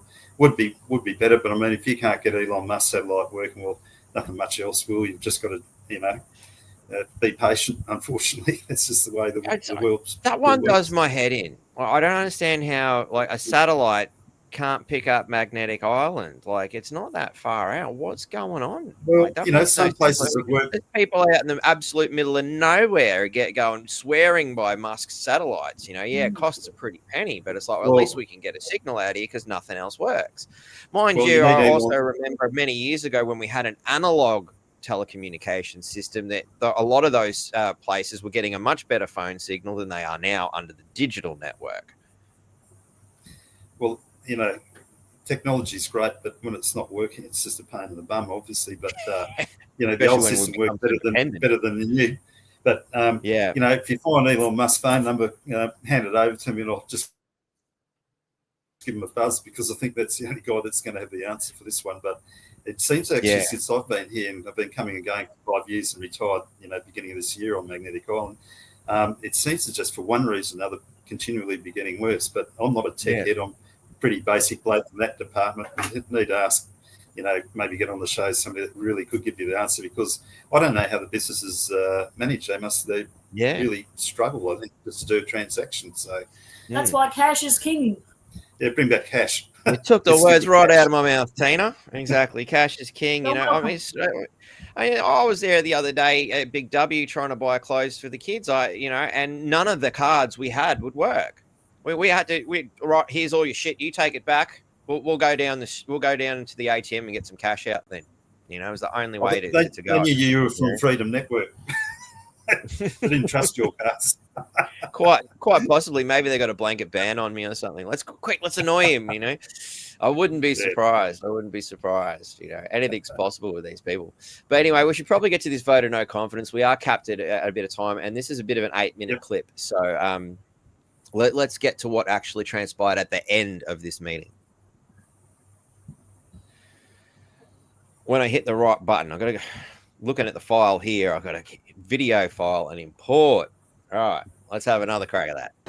Hi, Ann-Maree. I wish to voice my concerns regarding your performance as a councillor for Division 3.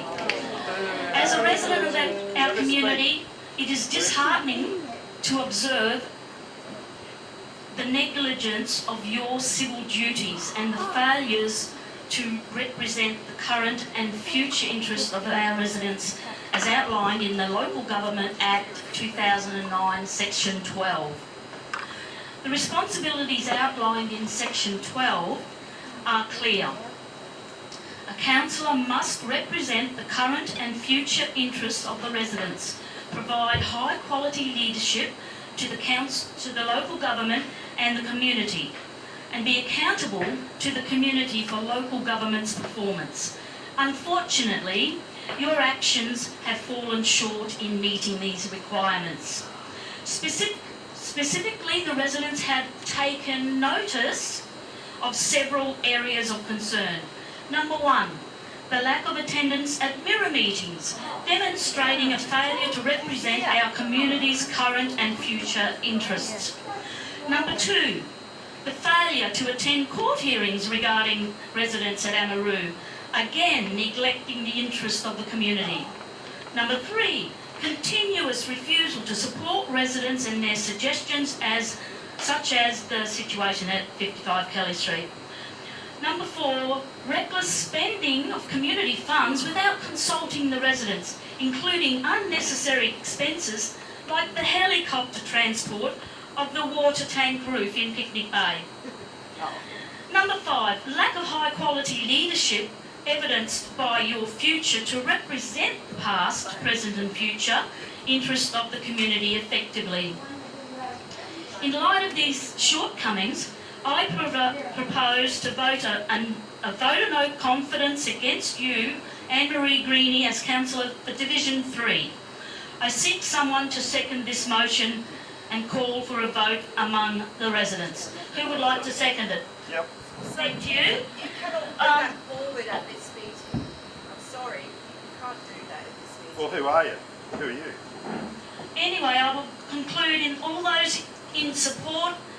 Our concerns in the form of a letter will be presented to Paul Jacob at the next council ordinary meeting on the 17th of December this year.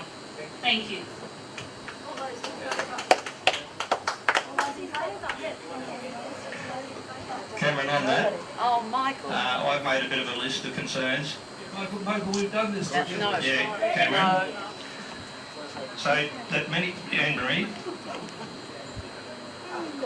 Thank you. Sorry, okay, behind to Ann-Maree's back then. That many people have lost faith in their council, to me, is obvious. Too many lies and innuendos, half-truths, insufficient maintenance and no capital works.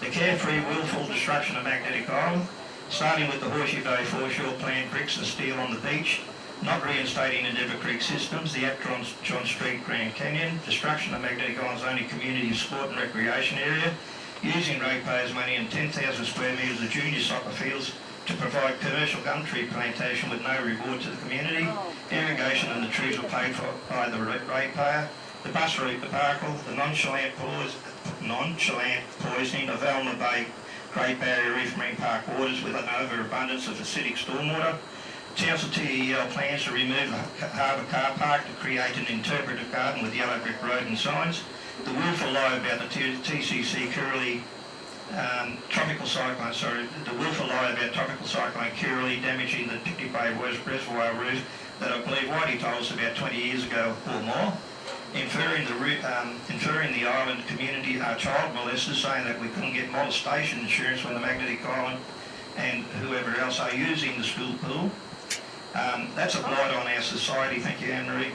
Destruction of 55 Kelly Street, 5 hectares of perfect community land, firstly with asbestos lies, then proposal for hydrogen powerhouse in the hood, then now a very cheap method of disposing of very smelly dredge material in the block, permanently destroying that block, and with underground water to the main creek of Magnetic Island, somewhat pristine ecology, and then make a note that all sand must go to the beaches anywhere on the island.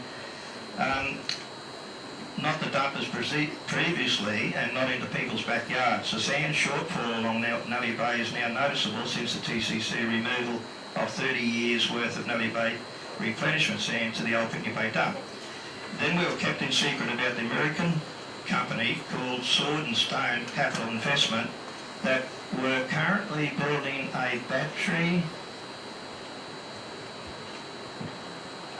manufacturing demonstration hub here on the island somewhere, currently building it. Then assisting Ergon and totally renewable magnetic with street solar energy battery banks, where the TRM grant application failed in preference to the $40 million local renewable energy zone at the Bowley to serve Bushland Beach and Rangewood. Thank you, Anne-Maree, for allowing the possibility of $40 million energy infrastructure to blow Magnetic Island to pieces.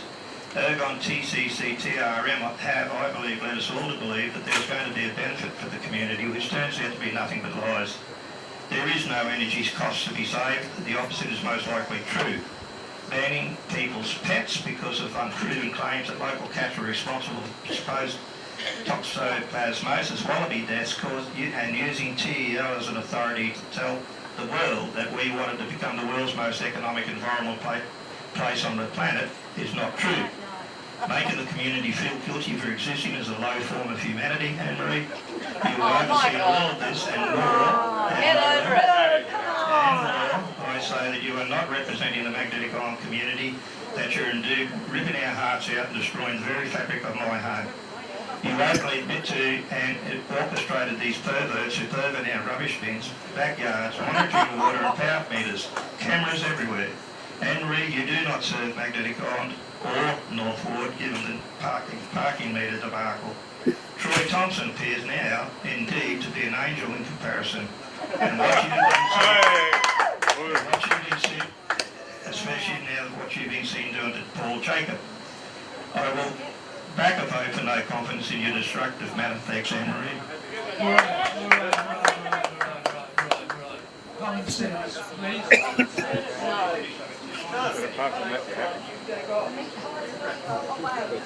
Common sense, please. Common sense, please. Please. I need, hey, I'm in charge. Michael, I'm in charge, not you. So we got Right, now, we are not having a vote of no confidence, I can tell you that right now.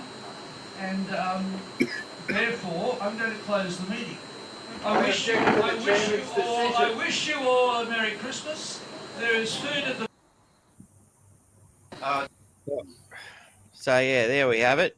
Not having a vote of no confidence, I'm closing the meeting. You know. So, I mean, it obviously wasn't well received by everyone because a lot of people going, "Oh, come on," but not everybody. I mean, I'd say the room was somewhat divided. It seems to me some people are more concerned about not upsetting Ann-Maree than they are about actually making a point. But the general feeling throughout that whole thing, like, I mean, there were people who said, "I don't want to be filmed," but made beautiful statements, and I would love to have put them up here, but they declined being filmed, and it's so many people were bringing so much stuff forward that I think a natural conclusion of you're not doing your job, hit the road, Jack. It seems to be a prominent way to go. But, perhaps the Magnetic Island Resident Ratepayer Association, otherwise known as MIRRA, meeting was not the place to really put forth a vote of no confidence. And I believe you've gone ahead and tried another avenue. Would you care to tell us a little bit about that? Yep, well, I've just made a note here. We lodged an e-petition with the Townsville City Council on the 9th of December, and it was at about 4 p.m. in the afternoon. And I spoke to the chap there on the front desk who said at first he couldn't find it, but he found another tree to look in, apparently, and found it. He said, well, that's gone directly off to our legal team. And I said, well, what happens from here? And he said, well, they'll get back to you. And I said, well, what sort of time frame? And he said, oh, could be 48 hours, could be up to 5 days, I'm led to believe. So here we are. That was 4 o'clock, 9th of December. It's now the 15th of December. I haven't heard, it's just crickets. I haven't heard anything from Townsville City Council at all. And I just imagine because there's going to be an election on, when is it, Tuesday, I think? 17th. I believe Tuesday, there, as I've been led to believe from the paper, they'll be putting some form of a vote to change the second in charge now to be, basically acting mayor to Ann-Maree Greaney, as stated by the Townsville Bulletin. Yep. And so I'd say they're just holding off and not doing anything so that we don't have the democratic right to go and have an e-petition before she attempts to become deputy mayor and then acting mayor. And, of course, we'll want to be the mayor. This has just really got Jenny Hill written all over it. Like, I mean, those two have been mates for a long, long, long time. So you see there's a little bit of a pattern here. We're going to end up with a council that's going to be Team Jenny Hill. So 6 councillors that were with Team Jenny Hill have coerced or lent on the other 4 councillors. So she's got the 10 councillors there. There were three that were definitely Team Jenny Hill, as far as I know. So it's Ann-Maree Greaney, Susie Batkovic, and Liam Mooney. We're all Team Jenny Hill, and we kind of got a bit of the rest aren't. Okay, but it does seem that others have been swayed from my observation, and these are just assumptions based on personal observation. They seem to have managed to grab the majority, and as stated in this article that we began with, and claimed here by hang on, let me get the right article up. And this article is entitled Towns. Hang on, I'll just bring it up so everybody can see it. Sorry. Townsville City Council's plan to oust Paul Jacob from acting mayor role.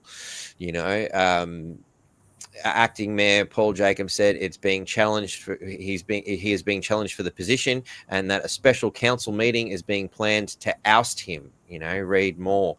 Townsville's councillors are planning a coup against acting mayor. So, this is from a man who helped facilitate this scenario in the first place. Sorry, I'll just bring our faces back up. Who facilitated this. This man here has been a key component in ousting Troy Thompson. He has constantly harassed him.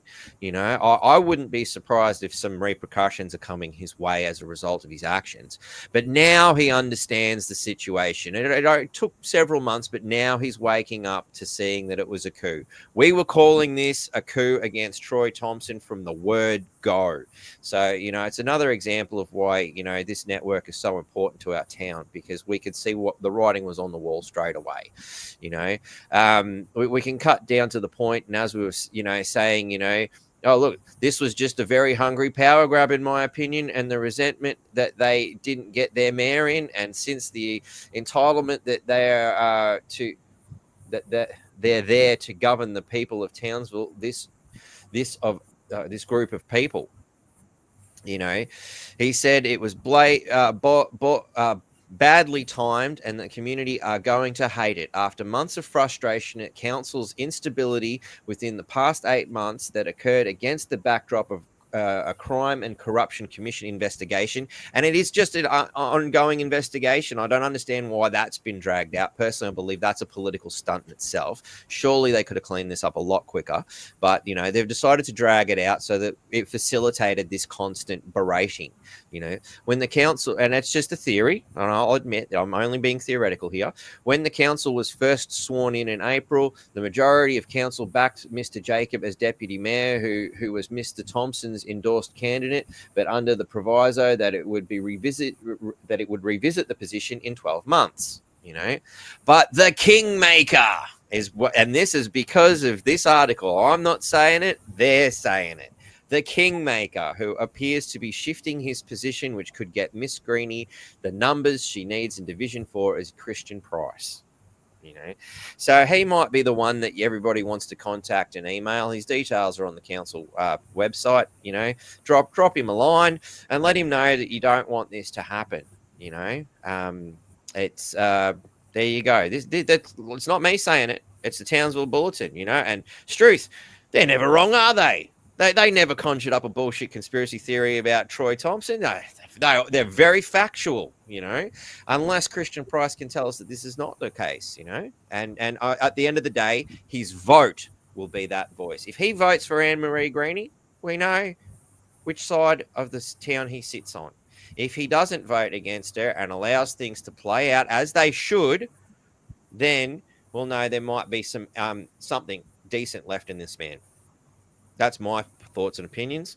So that's where we're at with that one. So anyway, continue. Tell us a little bit more about the vote of no confidence in Ann-Maree Greaney, my friend. Yeah, the vote of no confidence. Look, I've spoken to business people just in general and said, you know, how do you feel? And, you know, like the news agency at the bus stop, has she ever set foot in there? I just spoke to them to reconfirm the other day. Said not once have been contacted. We bought this business, and the first thing that happened was they built a new bus stop and then stopped the bus stopping there. So that affected our trade by 50%. All we do now is people turn up and they ask, where do you catch the bus? But that's about it. The people at the dive shop there, no contact from them to the, you know, as I mentioned earlier. And the girl that owns the place there, she said, you know, I wonder what's going to happen if I go into the council, into the main entrance there and just stand in the courtyard and just scream my head off. That's where this council has got people to in their feelings. They're not being acknowledged. Councillor Greaney this has been a pattern for a long time. She thinks that she can catch the boat over, have the nice 20-minute boat ride and go to a MIRRA meeting and not even field all the questions the chairman does, or she brings somebody else from council with her. And if there is a question that she hasn't got an answer to, it's I'll take that on notice or I'll get back to you on that, which never occurs. And hence the reason the chairman, Cameron, gets so frustrated and actually belittles some of the people that are asking the same questions every meeting. And the reason they're asking the same questions every meeting, Cameron, is because they're never getting an answer. So, of course, the next meeting comes up and they're going to ask the same question. You know, but you don't have to belittle them because we are the people. We vote. And Mark, 2 meetings ago, I asked Ann-Maree Greaney, that's when you part one of your filming, and I asked her, did she use her own money out of her own pocket for legals, or did she use the ratepayers' money? And she never got back to me. She knows damn well whose money she used, as if she wouldn't notice the bloody big dent in her own big bank account. Come on. I mean, if you can't answer that simple question, then you know, again, the fact that she didn't answer it answered the question as far as I'm concerned. So it's pretty clear that we don't have somebody representing the people of Magnetic Island, or probably Division 3 as a whole. And I think she's just more concerned about becoming deputy mayor and then acting mayor. I think that's her priority at this stage. And I'm sure, you know, like, really at the end of this, I'm just calling for the government to go and step in and just, you know, put a halt to all of it. It's just going to get worse and worse and messier and messier. Let's just go and get a big clean-up job done on the whole thing from the CEO, who's voted who in, and it's just totally corrupt. And it's not fair to the ratepayers that, you know, somebody's been democratically elected as mayor and you've done pretty good hit job on him. I mean, give me a break. I've got epilepsy, so I'm going to put 3 guards on, 2 at the front and 1 at the back. Yeah. You know, this Block is the just man real from doing his job. Kindergarten. They've actually outdone question time in Parliament. Like, I mean, Yeah, they must be watching that to get lessons or something. I don't know. maybe question time's watching Townsville City Council. What's that? Maybe the parliamentarians, you know, are learning from Townsville City Council. You know, maybe they're setting the standard how we can be the most corrupt. Oh, yeah, I sure can't help but feel that we need a thorough investigation into our council, and I think it's also rightly deserved that we thoroughly be investigating our mainstream media as well for potential bias and stuff. Yep. You know, I mean, especially considering, as I understand it, Jenny Hills is an advisor to the Townsville Bulletin. I mean, if that's not a conflict of interest, I don't know what is. I knew that. Oh, well, isn't it funny? I rang the Townsville Bulletin and I said, just a couple of days ago, how much is it to do a full page ad? And they said, for a business, sort of down the back a little bit. So it's $6,000, including GST. Wow. So that paper would be broke and busted without Harvey Norman and the council doing some advertising there. I can assure you. Exactly. So it's a lot of money. Short. Let's get the Townsville Council to go and put a half page or a full page ad to go and tell all the ratepayers how good they are and what they're doing for us. And we'll prop Jenny Hills Townsville Bulletin up for another week or a month or whatever it may take. So this is the thing. We've just this is why I can't thank you enough, Mark, for what you're doing for us, because we can't write a letter to the editor of the Townsville Bulletin because there's been people put on their Facebook what they've sent and hasn't been printed. So there's no democracy there with the Townsville Bulletin whatsoever. They can't take one side, the other side, and the middle story at all. It's just there one way. We can't trust our council members. We can't trust the CEO. We're out of options to go. We go to a council meeting where we're shut down not once but twice to say, look, we've lost confidence in our local member. And the only person we've got left is you, Mark. So I cannot thank you enough. And I'm sure all the other people listening would feel the same way because we've got nowhere else to go to go and voice our concerns about what's happening to all our money. And I've got to just add a quick one while I think of it. Maybe Councillor Greaney, I asked her about this. The simple question, I think all of us run a household budget and know how much money comes in and goes out, roughly anyway. I asked her, do you know how much money that comes in rates from Magnetic Island? And how much does it cost to run the island and what's left over? And then Chairman Cameron steps in and says, oh, no, we've been down that old path before. We've not only worry about that. Well, the thing is, I'll just go and enlighten Councillor Ann-Maree Greaney and the ratepayers at Magnetic Island Townsville. I've just simply added up how many properties are here and the average of the rates, and it's $6.5 million comes off this island. But we as islanders are not asking for millions of dollars to be spent here. We're trying to fix up the stuff-ups. That's all it is. And you're not consulting that meeting with hundreds of years of knowledge and experience. You're disrespecting, older people like myself that have lived for 63 years and learned a little bit along the way. So, and you're talking about $1 billion budget that you guys have. You've got a CEO that's been a temp CEO that I know for a fact, because I've got a worm inside your council building there, that tells me half the time he's out of the office asking somebody a question on how to do something. So we've got $800,000 or $700,000 to $800,000 spent on a bloke that's got his L plates on the door. Give us all a bloody break. What a waste of money. He's just not the real deal. He's got to go. Yeah. So there's no confidence that I can see.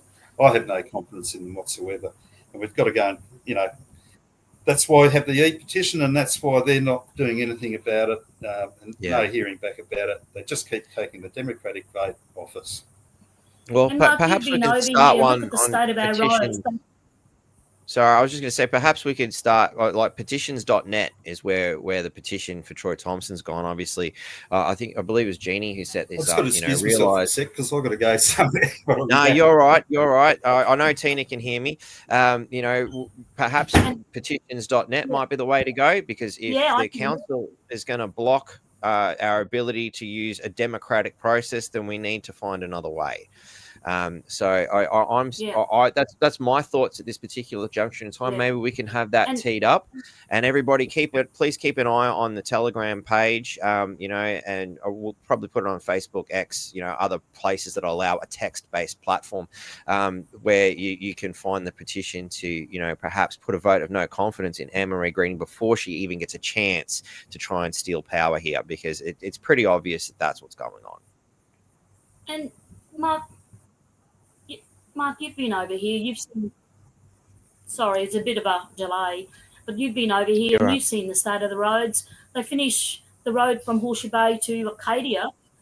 They were going to complete the road from Jeffrey Bay to Picnic Bay, and it still hasn't been done. And BMD had the contract for that. So I believe that. I thought that the money was in the budget to complete our roads over here, and it's disgraceful. Yeah. And the other thing is, I believe Troy has written to the Premier and the state member and requested that the whole of Townsville City Council go into administration and a full audit, at least for the last 20 to 30 years. A full audit on the council should be done by outsiders, not people that live in Townsville, like auditors from afar. Yeah. And again, we need to be careful who these people are and where their alliances are, because this is one of the big problems. Is so many of these people have been bought off. They're all part of the same system, and when we see things like what we brought up before, where you got the local government alliance, what is it? The UN. For instance, we can, show that again. The UN is clearly interfering in the local government process. It's on multiple websites. They're openly stating what's going on. It's pretty plain to see what's going on. We've got LGAQ, New World Order. Well, I mean, this is not a conspiracy theory. This is coming from the sources themselves. I didn't write this shit. I didn't make. I wish I was making this up. I wish this was, the title of a science fiction fantasy story or some stuff. But sadly, this is real. This is what is on their websites. You just got to do a little bit of work to dig through. Welcome to the Gold Coast. Look at all. And then you come through here and you see the amount of money, for their little training courses and how to be a globalist puppet. $530 a head plus $220 for an assessment. Another $530 and a $220 for a change of management. Governing councils. Land use planning, $880 per head, and that no GST. I don't know if they're adding it later or if they've just removed it because it's a government situation where no taxes are collected here. Maybe it's probably a loophole because they're using tax money and it's just, it just fizz the system out. I don't know. I'm just, making a quick assessments. Another $530 and 220 assessments on financial reporting and budgets. You got this huge friggin' stuff. We are paying for this. Palachuk's there. Dr. Parag Khurana, senior research fellow. On Asia and globalization. Come on, productivity growth program director. We've got another CEO of Telstra, the CEO of Telstra. Mate, here we go. There's a bloke. You're probably not the CEO anymore because this is 2015, or 2016 page. Look at them all. They're all happily going along with this. Like you actually put your face and your name on a document that has New World Order on every page. You're supposed to be local government. It does my head in, and unfortunately, we've lost our guests again due to the wonderful. Obviously, the Telstra CEO wasn't thinking of Magnetic Island. When they were developing this in 2016. Clearly, it's so frustrating, and then you get, idiots who bloody want to, it was the Cairns thing from yesterday. But yeah, I mean, and there's so much stuff in these UN pages, so much for I haven't had a chance to go through it all. I mean, it's not my job. These people are employed to be attacking us, and while we ourselves, struggling to get by every day, and in our spare time we get a chance to go through this stuff, you know, and have a look and figure it out. But while we're looking at it, you know, it was a Facebook thing. I'm not going to deal with it now. That's right. It was Insight to Israel and Beyond. Sorry, is who we spoke to on Friday.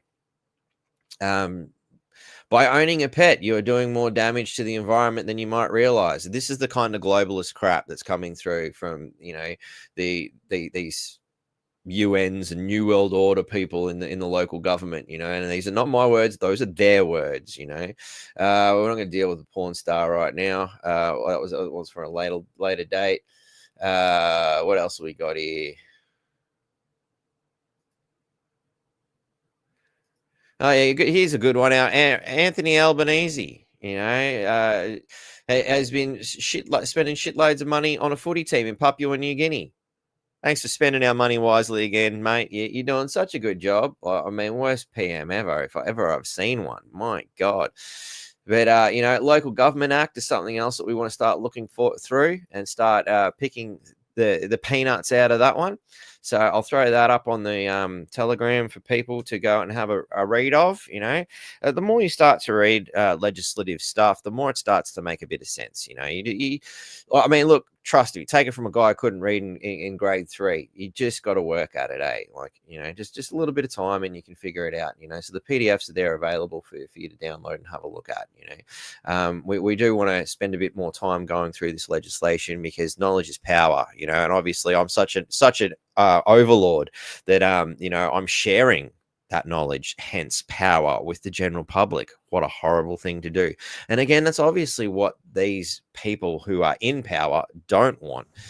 He's back. So all right, well, let's wind this up, buddy, now that you're back. So we're obviously we're hitting a dead end there with the council. So I think an opportunity to fast track this through would probably be through petition.net, and we can get that hopefully sorted by the end of the day, and people can start to vote there. Where we were up to 158 signatures for reinstating our mayor at the moment. Let's hope we can get a little bit more. Yeah. Yeah, just another thing that just comes to light, just one side of it is I bought a spa the other day in Townsville, and the woman selling it, she actually works for an earth moving landscaping business in Townsville. You know, puts the big boulders around the place and all that sort of thing. And they tend to contract with council, and they submitted it, and the council came back with you'll only get an opportunity for this job if you employ 50% Indigenous people. Now, I've had a lot of Indigenous people work for me over the years, and I've lived in Alice Springs, and I've worked on, in my younger years, on Aboriginal communities and that, so I feel like I've got a bit of an idea about Aboriginal people or Indigenous people. I find that an affront to the Indigenous people of Australia, because the thing is, as the woman said, we sent a letter back saying we employ everybody on their merit, whether they're from India or whether they're, you know, Indigenous people, but we do have Indigenous people in our crew. But we won't be dictated that we have to have 50% employment of any nationality.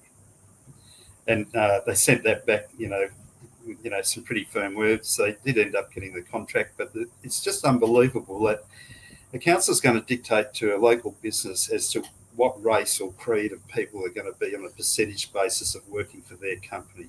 And I find personally with the Aboriginal people and the Indigenous people, correct me if I get that wrong, but there's a lot of smart people in their bloody tribe, I can assure you of that, and they don't need condescending, oh, we've got to get 50% job, you know, be given jobs. It's just insulting. Well, I mean, how's that going to work when you think about, you know, as I understand it, there's somewhere between 2 and 3% of the population is now of Indigenous descent, which, you know, is a very shocking number, I'm sure, to particularly the Indigenous community, as Albo in particular is importing people like they're going out of fashion. I think he's brought in something like 1.4 million people in the last 2 years or something into this country, which, so that figure of the 2 to 3%, you know, population number of Indigenous people is dwindling at the hands of the Labor government in that regard. How could anybody be expected to make a 50% Aboriginal bloody staffing with a 2 to 3% ratio of population and declining due to the excess amount of people being imported? It's not possible. There's that L word again, Mark. Sorry, say again. There's that L word again. Labor. Ah, that one. Sorry, you caught. I'm racking through my brain going, what did I say that started with L again? Look, I just, it's almost like, I just shake my head in amazement how these guys operate and how they think. I just can't comprehend that somebody in their department turns around and says you'll only get the contract if you have 50% Indians or 50% Indigenous people, 50% white people. Like, what planet on? That's why, and we're paying for a permanent legal team that they've got, and that legal team's there just to try and get rid of people like me and yourself and anybody else that pops up. Troy, that's another one. Yep. Didn't like that's just a political job. Now the Labor government's getting into the newly elected premier about it, but they're playing stupid political games instead of helping the people, and that's absolutely. And in the meantime, you're insulting the Indigenous community, you're insulting Townsville ratepayers, Townsville residents, intellect wholly and solely. Like, I mean, they must be the dumbest people in Townsville that have actually been put there. I'm sorry if I'm insulting you, but you're not too bright. Okay, you're not like somebody said in politics, they're not the brightest bowl. No. You'd have to have some sort of mental impairment to be, supporting this kind of stuff. So, especially if you're here to be a bloody troll. Well, I'd just like to thank the trolls for, wanting to live under my bridge. You're just telling me what a wonderful bridge I've supplied for you to come and want to live under it. Your lives must be really sad and pathetic if you have to come on here and attack people for pointing out obvious flaws in the system. So big thanks to the trolls for propping me up and keeping the fires burning under the bridge. So it lets you know you're doing the right thing. Big thanks to the mainstream media for becoming fans of the accounts. I've noticed members of the Townsville Bulletin and local reporters have started watching the North Queensland Freedom Network. Obviously, they need to get their information from somewhere too. So, I'd like to thank them for their support as well. And every time you guys mention me, I've noticed they've stopped mentioning me now. They just refer to a podcast. I obviously got upset because I kept thanking them for all the free advertising. They're just jealous, Mark. Yeah, jealousy's a curse, isn't it? None of them would have the intellectual brain power to do or come up with what you're doing. Not one. Yeah. So I mean, sure. I'd much rather be casting a line fishing. I'd much rather be spending a bit of time with the family. But at the end of the day, I look into my crystal ball over here, and I realise that the future's pretty bloody bleak if we don't do something about it. And my children are not going to have the kind of country they deserve to live in if we don't step up and do something about these.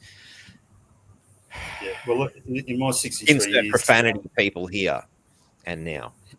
It's getting worse and worse. Like, you don't feel like it's anywhere like Australia used to be. If only the young ones knew how good Australia was, then they could actually see the difference, like myself and so many others.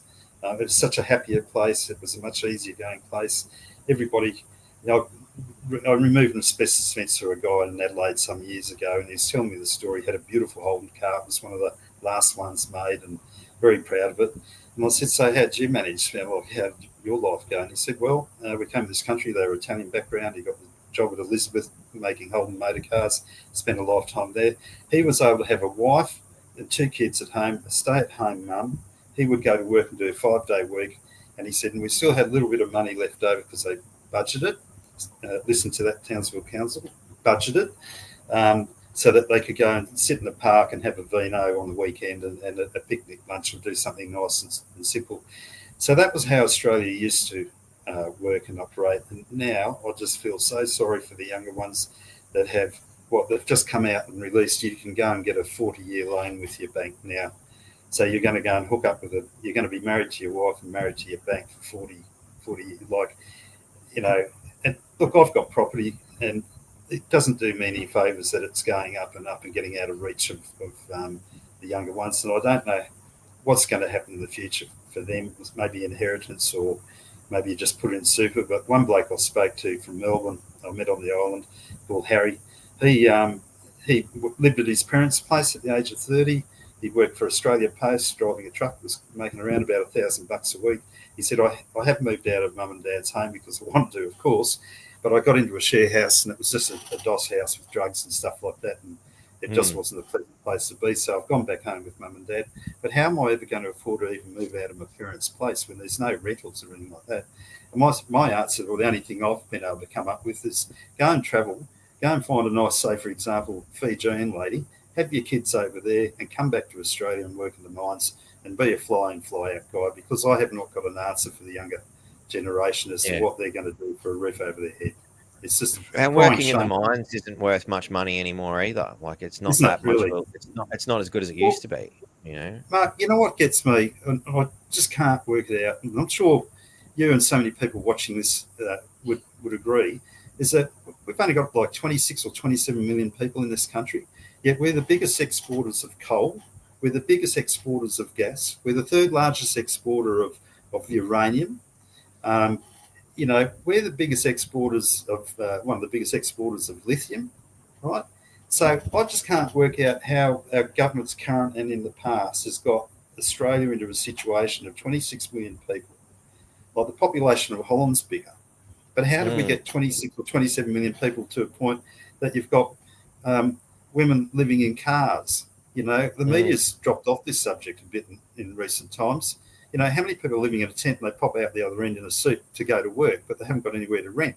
You know, how did we get 26, 27 million people population into a situation like this when we're the world's biggest exporters of these minerals? It just disbelief. I don't know what's happened or what's gone wrong. Yeah. It's madness. It's mad. The country's being strip mined. You know, we're one of the wealthiest resource wise. We should be 100% independent, because we have the facilities and the ability to do that if we built the facilities instead of shutting them down at the hands of greeny lunatics who want to bulldoze our national state forest to put up bloody wind turbines that don't friggin' work. Well, do you have to wrap this up, man, because there are other shows that want to come on. I just want to quickly go through some of the questions of people. So how do I sign? Guys, go to the Telegram page, please. If you're having trouble trying to figure out how to sign petitions or whatnot, please contact me via North Queensland Freedom Network at Patreon. At protonmail.com. Of course, there is a Patreon if you wish to support. $10 a month goes a long way. Yeah, look, I get 9 out of the 10. Patreon gets the other $1. But, you know, they are facilitating a service for me, and I am able to upload specific content only for Patreon members. You know, it's just one of the things that is available there. There is talk of a couple of other ways that people can do things. You can email me for those contacts. Back to the comments. Hi, Batty from Leo. I hope you're back is going to improve. I'm sending positive thoughts your way, mate. Stress is an amazing emotion you can't deny. I can't make a difference, but a difference can happen. Cool. Look, thanks for your well wishes, mate. Look, I'm working on it. I've been pointing in the direction of another amazing freedom fighter who's done some work with me recently. Hence, I got this back brace on because he's loosened up the muscles to the point where I need support to hold myself up. So, you know, and that's another reason we've got to end this podcast, because I'm in fucking killing pain here. And, you know, that's why, you know, a couple of sips every now and then is, you know, a bit of a mitigator for that pain. Mark says just about all councils in Victoria have the United Nations 2030 Sustainable and Climate Change as part of their climate emergency. It's on their site. So, you know, these people are creating a climate emergency where none exists, you know, and it's all been handed down from the UN. Actually, check my Telegram page. I'm going to have to sift through and find it, but there's a wonderful book I discovered quite some time ago called Wolves in Sheep's Clothing that outlines exactly how this sustainable climate emergency has come about. And it seemed... Look, I'm not even going to get into it. I'm just going to post the book up there. It's a brilliant book, and I highly recommend everybody grab a copy of it. I'm going to post it on my Telegram account and have a read, guys, because you'll love what's written in there. What happened to the scuba shop quickly? Or are they still fighting that? No, they've actually now have found a place for them to go and park their vehicle, which is great. Thank you, Townsville Council, for communicating with these people. But boy, they could have avoided a whole heap of stress on the scuba diving couple, lovely couple. All they had to do is communicate. That's all the Townsville Council need to do. But I don't think they'll hold their jobs in the future. So no. Especially not the way they've acted this year. It's been utterly disgraceful. So, Waldo Wares, when you work in council, you sign a gag order. What goes on in council stays in council. Look, mate, I'm inclined to agree, but that's why we need decent, intelligent human beings to step forth and become whistleblowers and start blowing the stuff out. Look, even if you just write a friggin', an email or something, we can work something around that. If you're a council worker and you want to get some information out there, this is the place to do it. The problem started when they started taking orders and money. Tina, you're in the shop, by the way, from above the UN instead of representing the interests of the people. Wholeheartedly agree, Karina. Very, very well said. Why would they want to get rid of Jacob? Well, obviously, so they can put Ann-Maree Greaney in. What about hammering their complaints portal?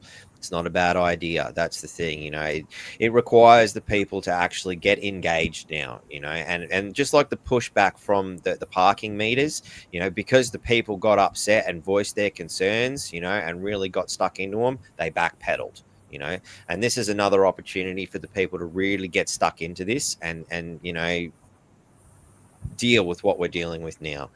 So that's the last of the questions there. Is there anything, Tina, Annie, you'd like to just quickly wrap up? We don't want to bring in any new content at this particular point because we do need to wind this up. No, I think I've covered everything I can think of. What about you, Tina? No. It's been a great show, podcast, Mark. Thank you for having us. Yeah. And we'll support you 100%, mate. And, whenever you want to come over with your camera, I'll pick you up from the ferry. And regardless of who opposes you filming, you should be allowed to. Yeah. Thanks, mate. Well, lunch and beers are on me next time, okay? No worries. Much appreciated, my friend. Thank you very much. And look, I look forward to catching up and doing some more work with you guys. Can't wait to see how this all plans out. We'll have a bit of a yarn later in the day about how this petition's going. Hopefully we can get that out to the people as soon as we can. And you know what, mate, we might do another quick podcast tomorrow in some regards to let people know that it's out and it's ready to go once it's happening. Yeah, keep us posted. Anything happens, you guys are always welcome to give me a call, and we'll get you guys back on again to discuss any issues. Thank you very much for your support and your kind words. I almost teared up for a moment there. So thank you. Very much. Well, we bloody need you. Thank you. No, thanks, Mark, and you look after yourself and your back, eh? Sips. I will. Sips. The final dregs. Yeah. Good on there you. we go. All right, thank you very much, guys. Not a problem, guys. Cheers. Talk to you soon. See you later. Yeah. All right, ladies and gentlemen, that's all we have for today. Stay tuned. There is more stuff coming up on Cafe Lockout. For those of you who are watching on the North Queensland Freedom Network, go and have a look at the Cafe Lockout stuff too. There's some amazing stuff going on with those guys. We've got the www.clo.social webpage coming up, which will be the ultimate backup should things turn pear-shaped. Obviously, there are links in the descriptions as well for a lot of this stuff, but the link tree is another one you guys want to get onto. I don't know if we've updated it yet, but it should have everything in there. If not, it's got most of the places you can find us. So if you can't find us, particularly if you're a YouTube watcher, the poo tubers, because it's a bit of a shit show over there, are frequently blocked. At the end of the day, we have some trouble because YouTube doesn't like the content. So we find ourselves getting banned from time to time. I'm actually astounded they let last night's podcast go through. I'm surprised, but hey, I'm not arguing. But look, if you're expecting to see us on a Friday or a Sunday, which is the usual times, and you don't find us, you need to go over to Facebook or to X or to Rumble or to BitChute and find us there. There's always another way, and that's why I have so many avenues, is to facilitate all the different tastes and styles that people prefer, as well as keeping options open should something else, another one door closes, another one opens. So yeah, look, if you want to contact me, Proton Mail, NQ Freedom Network at protonmail.com is the way to do that. So don't bother, please don't keep inundating my Facebook and X and all those sorts of things. I just don't get much of a chance to sit there. Like if I spent my day going through each bloody thing, I'd never get anything done. And you got to bear in mind, I generally do have a day-to-day job. I'm out of action at the moment, but that said, I'm mostly mitigating pain and physios and all that sort of stuff. So yeah, look, it is what it is. But look, in the meantime, as always, I want to sign off with go and have a listen to that Michael Jackson track, Man in the Mirror. Go and have a look in that mirror. Be that change, ladies and gentlemen. What can you do to make your way onto the podcast instead of just being a viewer? Come on. Let's get it together, ladies and gentlemen, because the world ain't going to change by sitting back, eating a bag of chips and sucking down a couple of beers. I wish it would. I've got a considerable experience in these factors, and I'd be happy to donate my time in that regard. But instead, I found that this was the best way to donate my time. This is my contribution. This is what I think I can do, is to provide wonderful people a voice and a place to get that out. So until next time, it'll probably be sometime next week. I'll keep you posted. I'm making it up as I go, flying by the seat of my pants. Thank you all very much for watching, and I'll see you next time.